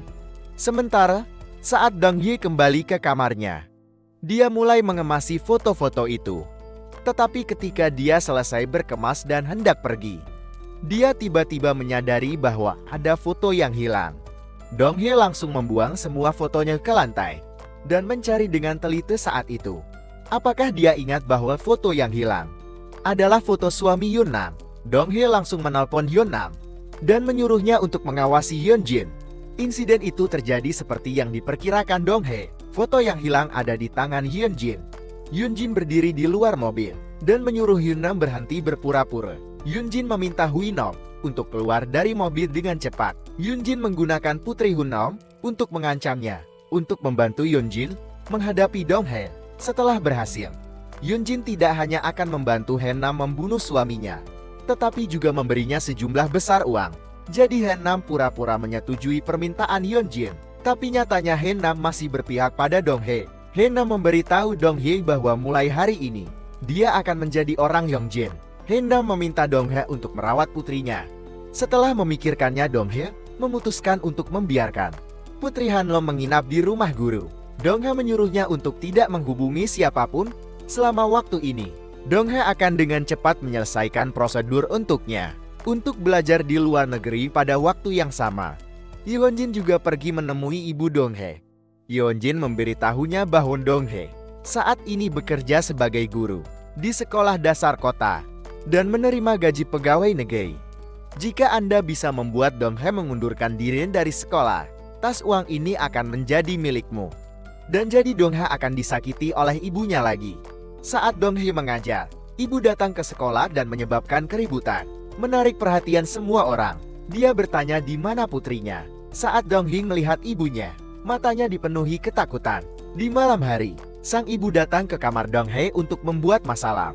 Dia berpikir bahwa Yeonjin pasti melakukan ini untuk membalas dendam pada Yeonjin. Menyuruh Haejong untuk membuat janji dengan Yeonjin di klinik operasi plastik Yeojong. Setelah keduanya bertemu, Haejong memberitahu Yeonjin bahwa Dong Hye adalah teman dari klub Go Dujun. Mereka berdua sering bermain pergi bersama. Yeonjin tidak menyangka Doyoung begitu dekat dengan Dong Hye, lalu lanjut mengatakan hal-hal yang memprovokasi Yeonjin. Haejong juga mengatakan itu untuk mengetahui kesalahan yang dibuat Yeonjin dengan Dong Hye di sekolah menengah. Dojong memberinya tas tangan Hermes edisi terbatas ini. Persahabatan mereka mencegah Hejong melakukan itu. Hejong mengatakan itu, tapi nyatanya dia telah memberi tahu Dojong semuanya sejak lama. Yunjin pulang dan menanyai Dojong bahwa dia punya banyak teman. Kenapa dia hanya pergi menemui Hejong? Dojong bertanya kembali kepada Yunjin siapa yang harus dia tanyakan. Sarah menggunakan narkoba, Jijun jahat dan licik, Myung-oh hilang, dan ibunya menghabiskan banyak uang untuk seorang penyihir. Siapa yang harus anak muda bertanya sekarang? Jin bertanya, jika dia benar-benar akan berpihak pada Donghae. Pada saat ini, Duyong tidak bisa mengendalikan amarahnya lagi. Dia memberitahu Yang Jin bahwa dia selalu berada di pihak Yiseol. Jika dia terus melakukan sesuatu yang salah padanya dan putri mereka, dia tidak perlu mengatakan lebih banyak. Dia hanya harus menunggu dengan tenang. Tapi Yang Jin tidak menyesal. Duyong kembali ke perusahaan untuk melihat foto dirinya dan Donghae. Duyong ingin tahu keberadaan Myung-oh. Jadi dia membuat janji untuk bertemu Donghae di restoran di Seoul. Setelah Donghae melepas mantelnya, Du muda terkejut menemukan bahwa ada banyak luka bakar. Bekas luka di lengannya. Pelanggan lain lewat, menatapnya dengan mata aneh. Tapi Donghae sudah terbiasa. Duyong melihat bekas luka di sekujur tubuh Donghae. Dia tidak percaya bahwa ada yang begitu kejam orang di dunia ini. Dia awalnya memiliki banyak hal yang ingin dia tanyakan pada Donghae. Tapi adegan barusan membantunya memahami tekadnya untuk membalas dendam. Dia bilang bahwa dia berharap Duyong akan menceraikan Hyunjin karena balas dendamnya adalah untuk membuat Hyunjin tidak memiliki siapapun di sisinya. Duyong bertanya, mengapa Donghae menjawab itu? Karena dia merasa bahwa Duyong adalah seperti suatu kehormatan bagi Hyunjin. Dia berharap dia bisa menjadi aib bagi Hyunjin. Duyong mengatakan bahwa dia tidak akan menceraikan Hyunjin. Untuk saat ini dia tidak bisa mengatakan mengapa. Untuk mendapatkan kembali kasih sayang Dujun, Hyunjin pergi ke rumah sakit Yeojun untuk mendapatkan operasi kosmetik. Dan karenanya dia jatuh ke dalam perangkap Yeojun. Setelah Yeojun menyuntik Hyunjin dengan anestesi, dia kehilangan kesadaran. Yeojun bertanya padanya apa yang dia lakukan pada Myung-oh. Yang Jin tercengang saat mendengarnya. Ternyata sebelum Myung-oh hilang, orang terakhir yang bertemu dengannya Hyunjin mengatakan bahwa dia tahu Hyunji adalah orang yang membunuh. Jadi dia dan bukti yang Hyunjin bunuh. Jadi dia ada di sakunya Hyunjin. Dengan cemas meraih bukti dari saku Myung-oh, tapi menemukan kondom Myung-oh.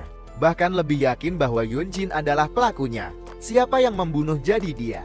Dia menuntut Hyunjin memberinya 1 miliar won untuk menutupi ini atau membayar dengan cara lain. Myomo kemudian bersukacita dan mengucapkan kata-kata penghinaan kepada Hyunjin. Tidak tahu bahwa dia akan mati. Hyunjin sangat marah bahwa dia mengambil botol anggur di atas meja dan menghantamkannya di kepala Myomo. Ketika Hyunjin menyadari bahwa Myomo belum mati, dia terus menghancurkan botol anggur padanya berulang kali hingga Myung-oh kehilangan kesadaran. Barulah Hyunjin berhenti. Hyunjin kemudian segera mulai menghancurkan bukti. Dia juga meminta Yeongjun membuang jasad Myung-oh. Saat ini Yeongjin memberitahu Hyunjun bahwa kakinya mendapat goresan dari Myung-oh. Mungkin masih ada bukti di kukunya. Hyunjin menghancurkan semua bukti yang tidak menguntungkan bagi Hyunjin. Tapi saat ini Hyunjin punya maksud lain. Dia ingin menggunakan ini untuk memeras Hyunjin. Jadi, dia tak menghancurkan tubuh Myung-oh, tapi menyimpannya di rumah duka. Saat ini Hyunjin terbangun dari mimpinya. Dia segera meminta untuk menyelidiki kamera pengintai rumah sakit, karena dia takut apa yang terjadi sebelumnya akan direkam. Dia berlari pulang seperti orang gila dan memeriksa tubuhnya satu persatu untuk melihat apakah ada darah di tubuhnya saat dia membunuh Kuum. Meskipun Hyunjin masih ketakutan karena apa yang baru saja terjadi, keesokan harinya dia berinisiatif untuk mengalah dan ingin berdamai dengan Duyong. Tapi sikap Duyong masih sangat dingin. Hyunjin tidak mengerti mengapa Doyang bermain catur dengan Donghae. Doyang mengatakan bahwa ketika dia pertama kali bertemu Donghae, dia penasaran dengannya. Lalu Donghae menghilang untuk sementara. Sejak saat itu, Doyang mulai berharap dia akan muncul. Lain kali mereka bertemu, Duyong benar-benar ingin bermain catur dengan Donghae, tapi dia kehilangan inisiatif. Ini membuatnya bingung. Hyunjin mengatakan bahwa perselingkuhan Duyong dalam pikirannya Du Yong bilang bahwa ini juga alasan mengapa dia bertanya. Yeonjin tantang dia dan Ji Jun. Sekarang Yeonjin mengerti mengapa Du Yong sangat marah. Suatu hari, Hee Jung tiba-tiba ingat kalau Myung-oh punya ipar. Pesan di dalamnya disinkronkan dengan telepon. Hee Jung mendengarkan rekaman di iPad dan menemukan bukti bahwa Yoonjin membunuh Myung-oh. Hee Jung mengirimkan rekamannya ke Jae-jun, berpikir tentang kamera pengintai di toko. Beberapa hari yang lalu, tapi kebetulan kehilangan file arsip yang merekam hari Myung-oh hilang. Dae-jung tahu pasti bahwa kematian Myung-oh berhubungan dengan Yeonjin. Jika demikian, dia bisa mendapatkan hak asuh atas Yeonjin. Jae-jun bertanya pada Hee Jung, apakah dia ingin menikah dengannya agar mereka bisa mengurus Yong bersama-sama. Hee Jung, yang ingin menikah dengan orang kaya, langsung setuju Yeonjin tidak bebas saat ini. Dia pergi ke rumah Hun Nam. Yeonjin tahu dari Hun Nam bahwa Dong Hee memiliki orang lain yang membantunya, seorang dokter. Setelah Yeonjin mempelajari berita ini, dia meminta Hin Nam untuk terus memantau tindakan para pengganggu dan laporkan padanya kapan saja. Sebagai hukuman, Yeonjin tidak memberikan uang kepada suami Hun Nam hari ini. Oleh karena itu, dia akan pulang lebih awal dari biasanya. Hin Nam dipukuli lagi dan kemudian sang suami juga menemukan bahwa putrinya hilang, jadi dia memukuli Han Nam dengan lebih ganas. Tetapi sebagai seorang ibu untuk melindungi putrinya, tidak peduli berapa banyak rasa sakit yang harus dia tanggung, Hin Nam tak mengungkap keberadaan putrinya. Putri mereka sudah naik pesawat ke Amerika dan benar-benar meninggalkan ayah yang kasar. Sementara Hin Nam mengikuti Jun muda.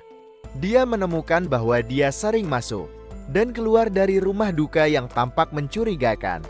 Untuk mengetahui tujuan kunjungannya ke rumah duka, dua dari mereka juga pergi ke sana. Hino menemukan itu. Tempat ini sudah lama ditinggalkan, tapi penggunaan listrik di sini anehnya tinggi. Dong Hee juga memberi tahu Yo Jiang tentang kecurigaannya. Mereka berdua menebak bahwa tubuh Myung-oh mungkin tersembunyi di sana. Hari berikutnya, Dong Hee dan Yo Jong pergi ke rumah duka bersama. Dan sebagai hasilnya mereka benar-benar menemukan tubuh Myung-oh. Tapi Dong Hee tidak melaporkannya ke polisi demi keamanan. Yo Jong membeli rumah duka. Penjaga keamanan juga menjadi anak buah mereka. Dong Hee memberitahu Yo Jo bahwa meskipun mereka telah menemukan tubuh Myung-oh sekarang, masih belum ada bukti kunci yang bisa membuktikan bahwa si pembunuh apakah Yeonjin sebenarnya. Saat Yeonjin ke rumah sakit Yeojong untuk operasi plastik, dia memanfaatkan waktu saat Yeonjin masih di bawah efek anestesi untuk mengambil sampel DNA dari lukanya. Selama itu, mirip dengan jaringan manusia di kuku Yomo, dia bisa mengungkap siapa pelakunya. Di tempat lain, guru olahraga sekolah menggunakan alasan mengambil foto para siswa tetapi melakukan hal-hal mesum. Setelah Dong Hee tahu, dia menyuruh para siswa untuk kembali ke kelas. Jadi dia bisa menghukum si cabul. Dong Hee mendapatkan bukti foto rahasia dari guru lain dan kemudian mengirim semua foto rahasia di Jae-jun. Jae-jun sangat marah ketika dia melihat Yeseon di foto rahasia. Dia segera pergi ke sekolah. Pertama menghapus bukti dari kamera, lalu dia menghajar si cabul. Adegan kejam ini kebetulan dilihat oleh Yeseon. Kak Musao ketakutan dan mengatakan ini pada Du Yong di kantor polisi. Jae-jun menolak Arkansas dan ingin si cabul masuk penjara. Saat ini, pengacara Du Yong mengambil perjanjian penyelesaian. Untuk menyelesaikan masalah ini, Du Yong meminta Jae-jun hak apa yang dia miliki untuk menuntut guru puasa. Memberitahu Do Jong bahwa dia adalah ayah biologis Yeseon. Tapi Do Jong berkata bahwa Ji-jun adalah bahkan lebih bajingan dari yang dia bayangkan. Do Jong bertanya pada Ji-jun apakah dia tidak tahu malu. Dan kemudian keduanya bertengkar. Saat bertarung dengan Do Jong, Jae-jun tidak menang. Pada akhirnya hidung Jae-jun patah. Untuk melindungi Yeseon, hanya bisa membawa Yeseon ke rumah neneknya. Pertama, ketika Yeonjin pulang dan belajar tentang kejadian itu, dia sangat marah. Dia bersikeras bahwa Du Yong beri dia penjelasan yang masuk akal. Du Yong sangat marah memikirkan perasaan Yeonjin. Yoyong bilang kalau Jae-jun lari ke sekolah Yeseon untuk berpura-pura bahwa dia adalah ayah kandung Yeseon yang membuat Do Yong marah. Do Yong bertanya pada Yang Ji, apakah dia benar-benar bingung. Yong bilang dia tahu segalanya. Pada saat ini, Du Yong kehilangan kesabarannya dan menceritakan semuanya. Dia bilang bahwa Yeongjin hanya mencemaskan keselamatannya sendiri dan tidak pernah peduli dengan perasaan Yeseong.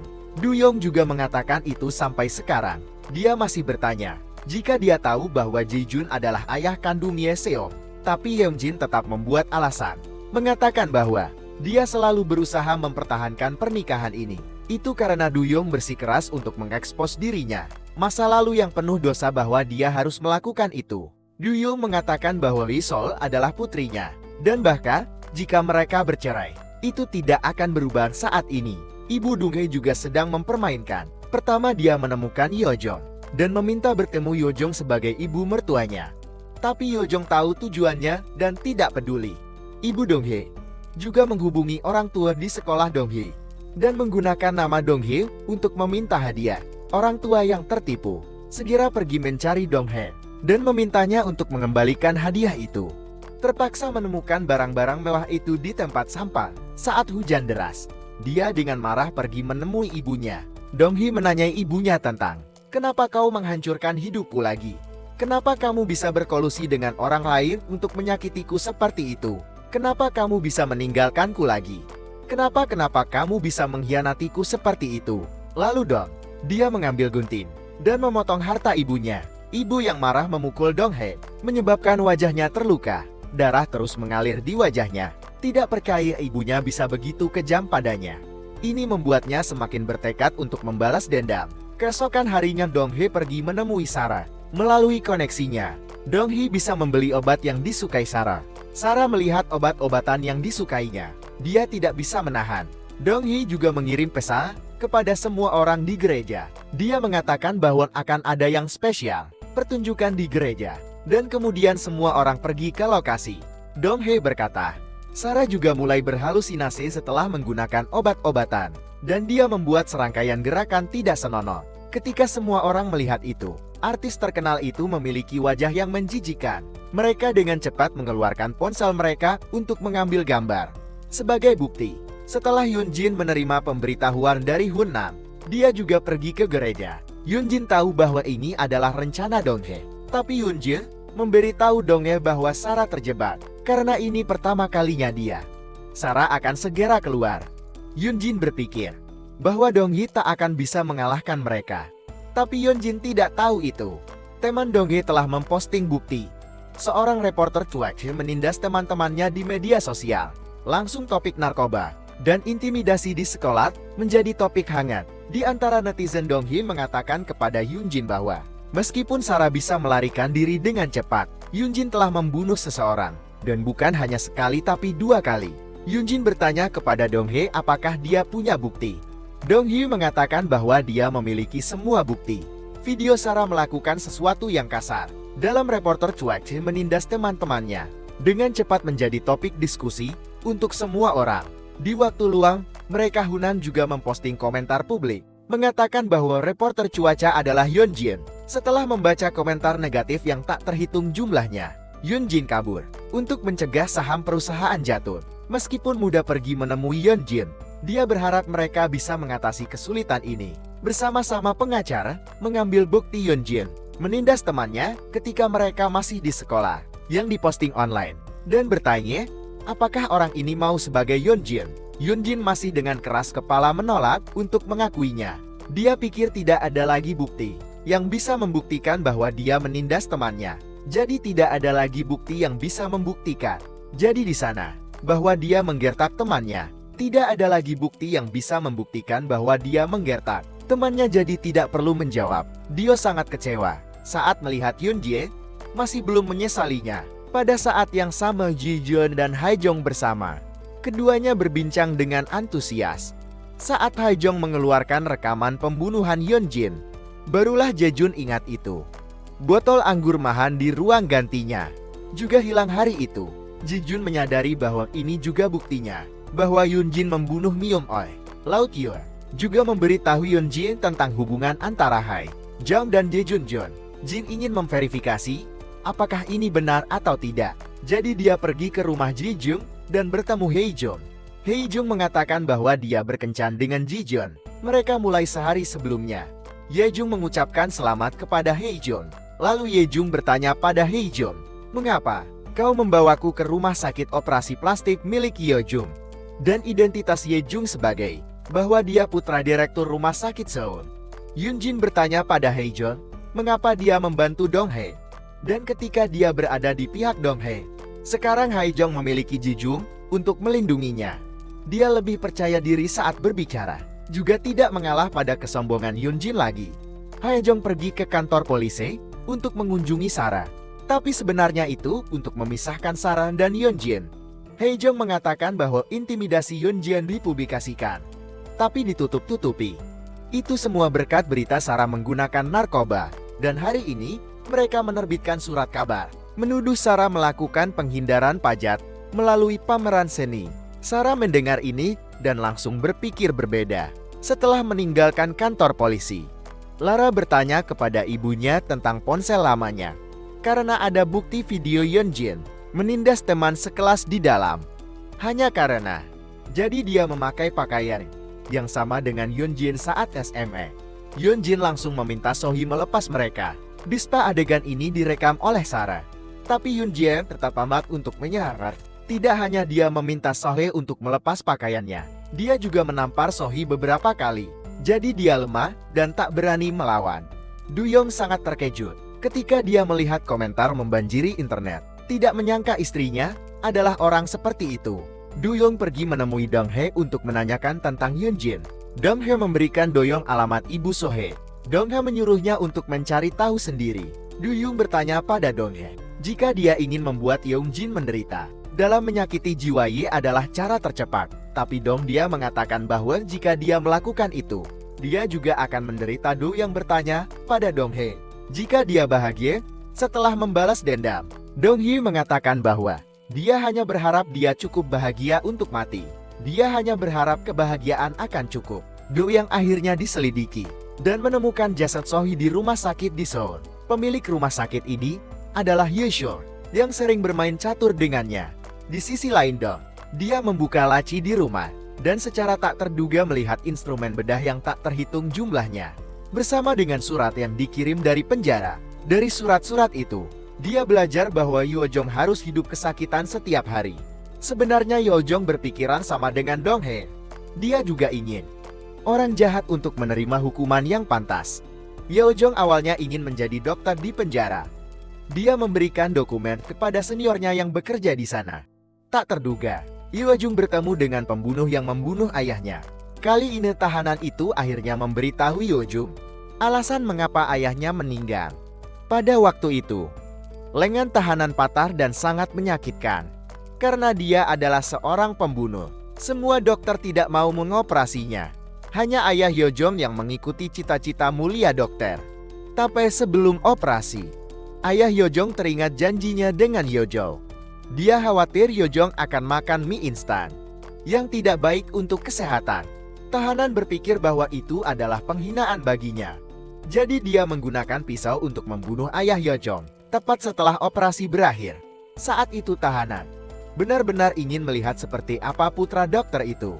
Tahanan mengucapkan kata-kata ini dengan wajah tenang, seolah-olah tidak ada yang terjadi. Yo Jong patah hati ketika dia belajar kebenaran. Dia tidak tahu bagaimana menghukum tahanan jahat itu. Setelah pulang Yo Jong makan masakan Dong Hae. Seperti biasa ia tak membiarkan Dong Hae memperhatikan apapun. Tapi Dong Hae memeluk Yo Jong untuk menghiburnya. Meskipun Dong Hae ingin membalas dendam pada Yoon Jin, ia masih tak tega memanfaatkan Yasol. Karena masalah ibunya, Dong Hae harus berhenti dari pekerjaannya di sekolah. Sebelum pergi dia bertemu dengan Yasol. Dong Hae memberitahu Yasol bahwa jika Anda bertanya, aku akan meminta maaf padamu sebelum aku mati. Setelah Dong Hae kembali ke kontrakannya, dia ingin mengusir ibunya. Tapi ibunya bertingkah seperti wanita gila dan mengkritik ibu Dong Hae. Bahkan ingin menusuk Dong Hae sampai mati dengan gunting. Pada saat ini daging panggang mengejutkannya. Ibunya tahu bahwa Dong Hae adalah sangat takut api. Karena apa yang terjadi di sekolah menengah menjadi ejekan ibunya. Dong Hae menjadi semakin marah. Saat keduanya berdebat, sang ibu membalikkan panggangan. Api bertemu koran di lantai dan segera membakar seluruh rumah. Sang ibu juga menyatakan bahwa aku ingin mati bersamamu. Sang ibu berteriak pada Dong-hae untuk mengakui kesalahannya kepada sang ibu dan memohon maaf, tapi Dong-hae tersenyum. Berterima kasih kepada ibunya, dia berterima kasih kepada ibunya karena ibunya tidak berubah sama sekali. Dan semua ini adalah bagian dari rencana Dong-hae. Pada akhirnya, ibunya didiagnosis dengan masalah mental oleh dokter. Dong-hae secara pribadi membawa ibunya ke rumah sakit jiwa. Bisiknya di telinga ibunya bahwa dia hanya bisa melakukan sebanyak ini. Ibu So-dong-hee harus menderita hukuman yang sesuai, yang akan tinggal di rumah sakit selama sisa hidupnya karena Young-jin terjebak dalam kekerasan sekolah. Rumor Young-jin ingin memerasnya sebelum tidak ada yang tersisa. Jadi Young-jun menggunakan tubuh Myung-oh untuk mengancamnya dan meminta Young-jin untuk membelikannya rumah di Hawaii. Tapi sebelum Young-jin sempat setuju, polisi menemukan jasad Myung-oh. Young-jun tidak menduga ini. Mereka berdua buru-buru pergi ke tubuh untuk memastikan, tapi ternyata jasad Myung-oh telah menghilang.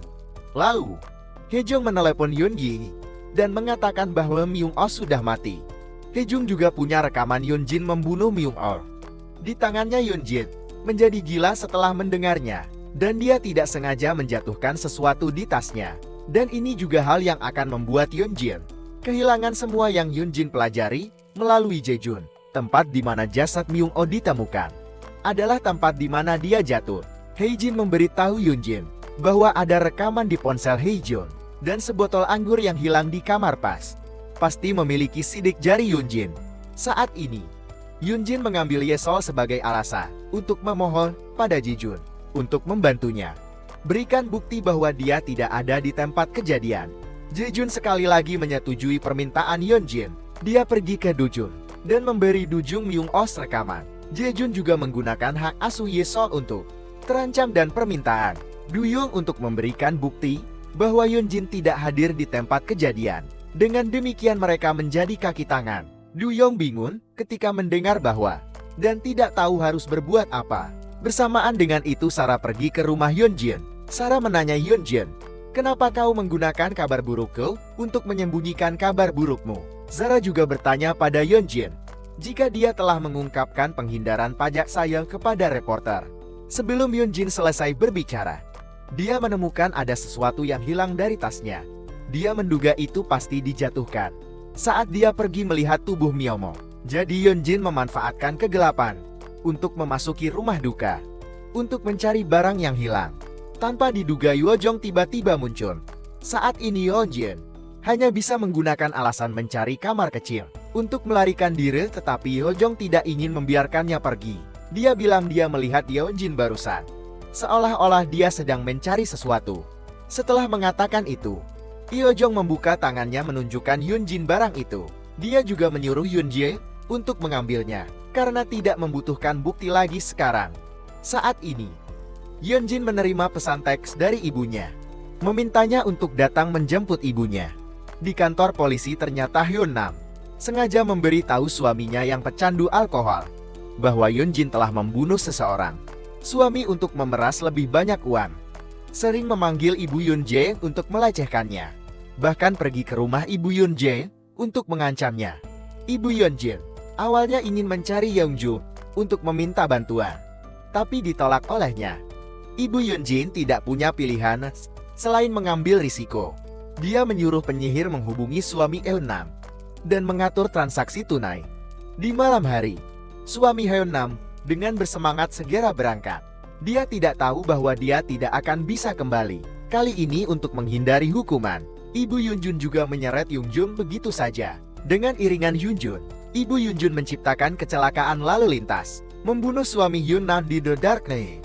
Keduanya memasuki kantor polisi dalam keadaan panik, melihat bahwa kepala polisi bersama mereka. Polisi lainnya tidak mengatakan apa-apa lagi, dan hanya menghukumnya sebagai kecelakaan lalu lintas, agar menjauh dari kelompok Young-jin. Dan Yang-jun memutuskan mengambil uang itu dan kabur. Tapi bawahan Young-jun tahu apa yang dia pikirkan, dan juga ingin berbagi uang. Tapi Yang-jun menggunakan identitasnya, menekan bawahannya. Bawahan Batenson tidak tahan lagi, dan segera mengeluarkan senjata untuk membunuh Jun muda. Setelah itu, Hinom pergi ke kantor polisi untuk menerima mayatnya. saat dia melihat suaminya. Meskipun dia sangat patah hati, dia masih merasa lebih terbebaskan. Kehidupan damai sedang menunggunya di depan.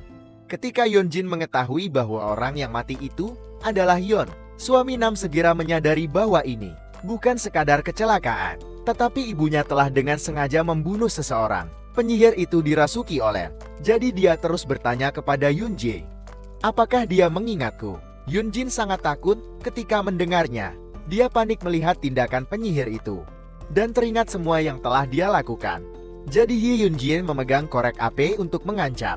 Jadi Yeonjin memintanya untuk melepaskan pakaiannya. Tak disangka api itu mengenai pakaian Sohee. Jadi dia takut dan meminta bantuan dari Yeonjin. Yeonjin menolak dan bahkan mendorongnya hingga ia jatuh dari atap. Begitu saja. Jadi hidupnya berhenti selamanya di usia 18 tahun. Tanpa diduga Dong-hee juga menyaksikan semuanya. Dong-hee juga menemukan nama Yeonjin, tag di baju dan korek api.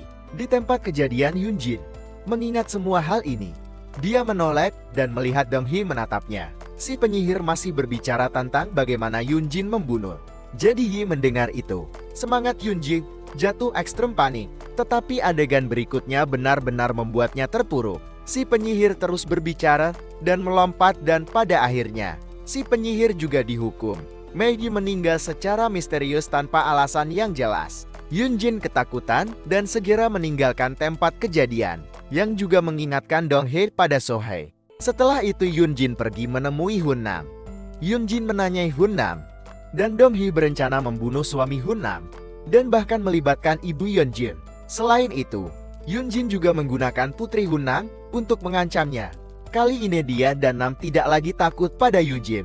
Dia mengangkat tangannya dan menampar Yeonjin, yang dilihat oleh Doyoung.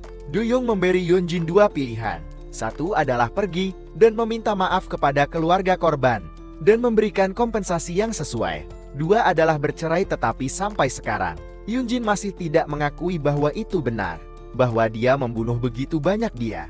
Jadi Doyoung dengan cepat mengumumkan berita perceraiannya dengan Yeonjin. Dia telah meninggalkannya sepenuhnya. Isol juga mengetahui bahwa ibunya menggunakan alat pengeriting rambut untuk membakar seseorang. Isol takut bahwa teman-temannya tidak mau bermain dengannya lagi. Jadi dia juga mulai merasa jijik dengan Yeonjin. Tentu saja orang tua dan teman sekelas di sekolah semua mulai mengisolasi Isol. Karena ini, Doyoung masih menganggap Yeseol sebagai putrinya sendiri. Doyoung pergi ke sekolah untuk menghibur Yeseol dan bahkan mempersilahkan Yeseol untuk memeluknya. Yeseol menangis terseduh-seduh dan melemparkan dirinya ke pelukan Doyoung dan meminta maaf. Doyoung berkata bahwa semua yang terjadi bukan salahnya. Karena Yeseol, Doyoung memutuskan untuk pergi ke luar negeri untuk menjauhi rumor negatif. Para pengganggu datang ke pemakaman Myongho. Haejong menunjukkan video Sarah menggunakan narkoba. Sebelum Sarah salah paham bahwa Yeonjin melakukannya untuk membalas dendam padanya. Tiba-tiba perkataan Haejong membuat Sarah sadar bahwa ia telah menyalahkan orang yang salah. Sarah langsung mencabut pulpen di rambutnya dan menusuk Haejong di leher. Untungnya, polisi tiba tepat waktu untuk mencegah pembunuhan. Sarah kembali ditangkap polisi. Kemudian Jae-jun pergi menemui Yeojong untuk menanyakan tentang otopsi jenazah Sohee. Dari sana, Yeojong mengetahui bahwa Sohee sedang hamil saat itu, dan bayi itu adalah bayi Jae-jun. Dong-hee selalu mengira bahwa bayi itu adalah bayi Myung-ol. Pada awalnya dia berencana untuk melepaskan Jae-jun, tetapi sekarang Dong-hee menemukan bahwa seluruh kelompok pengganggu itu jahat. Orang pada saat yang sama, meskipun Haejong diselamatkan tepat waktu, dia masih tidak bisa berbicara dengan normal. Jae-jun melihat penampilan Haejong yang buruk rupa dan langsung mengusulkan untuk putus. Mimpi Haejong untuk menikah dengan keluarga kaya hancur dari sini. Dong-hee ingin membantu Haejong membalas dendam pada Jae-jun. Jadi Dong-hee menemukan cara untuk Haejong, yaitu dengan menambahkan obat TJ tetes mata Jun. Lalu, Haejong membawa barang-barang yang sudah disiapkan ke rumah Jae-jun. Sementara Jae-jun tidak memperhatikan. Haejong diam-diam mengganti semua obat tetes matanya. Lalu Jae-jun pergi ke sekolah untuk mencari putrinya dan menerima berita bahwa Yeseol telah pindah sekolah. Dia dengan cemas menghubungi Doyoung, tetapi Doyoung mematikan teleponnya. Sementara Jae-jun mengemudi dengan marah. Melihat jalan di depan menjadi semakin kabur, obatnya mulai berefek. Jejun segera menghentikan mobil untuk memeriksa situasi saat ini. Sebuah truk besar melaju kencang. Namun untungnya Jejun masih belum mati. Ia berjuang untuk sampai ke pabrik yang terbengkalai. Kali ini seseorang dengan mudah mendorong Jun hingga jatuh. Jun jatuh ke dalam genangan semen begitu saja. Orang yang mendorong Jun jatuh tak lain adalah Duyong. Hanya saat Duyong melakukan itu, dia melindungi Yesol dengan baik. Setelah menyelesaikan pekerjaannya, Duyong dengan senang hati membawa Yesol dan memulai perjalanan ke luar negeri. Di sisi lain, Donghee menggunakan kisah ibu Yongjin, mengemudi dan membunuh seseorang untuk mengancamnya. Donghee memintanya untuk memberikan tanda pengenal Hyunjin dan menyerahkan Hyunjin setelah mempertimbangkan untung ruginya untuk memastikan keselamatannya sendiri. Ibu Hyunjin memberikan tanda pengenal itu kepada Donghee, tetapi percakapan antara keduanya didengar oleh Hyunjin. Hyunjin berteriak panik memanggilnya ibu, menangis dengan sedih karena dia tidak percaya bahwa ibunya akan meninggalkannya. Hyunjin hidup dalam ketakutan setiap hari. Ketika Hyunjin melihat sebotol anggur muncul dalam video, dia langsung ke TKP dan polisi sudah berjaga di sana. Begitu saja, Hyunjin ditangkap karena pembunuhan berencana. Donghee lalu pergi ke pusat penahanan untuk menemui Hyunjin. Donghee juga membawakan Hyunjin beberapa berita mengejutkan. Awalnya Hyunjin mengira dia telah membunuh Myomo. Staf bersembunyi di dalam ruangan menunggu Hyunjin pergi.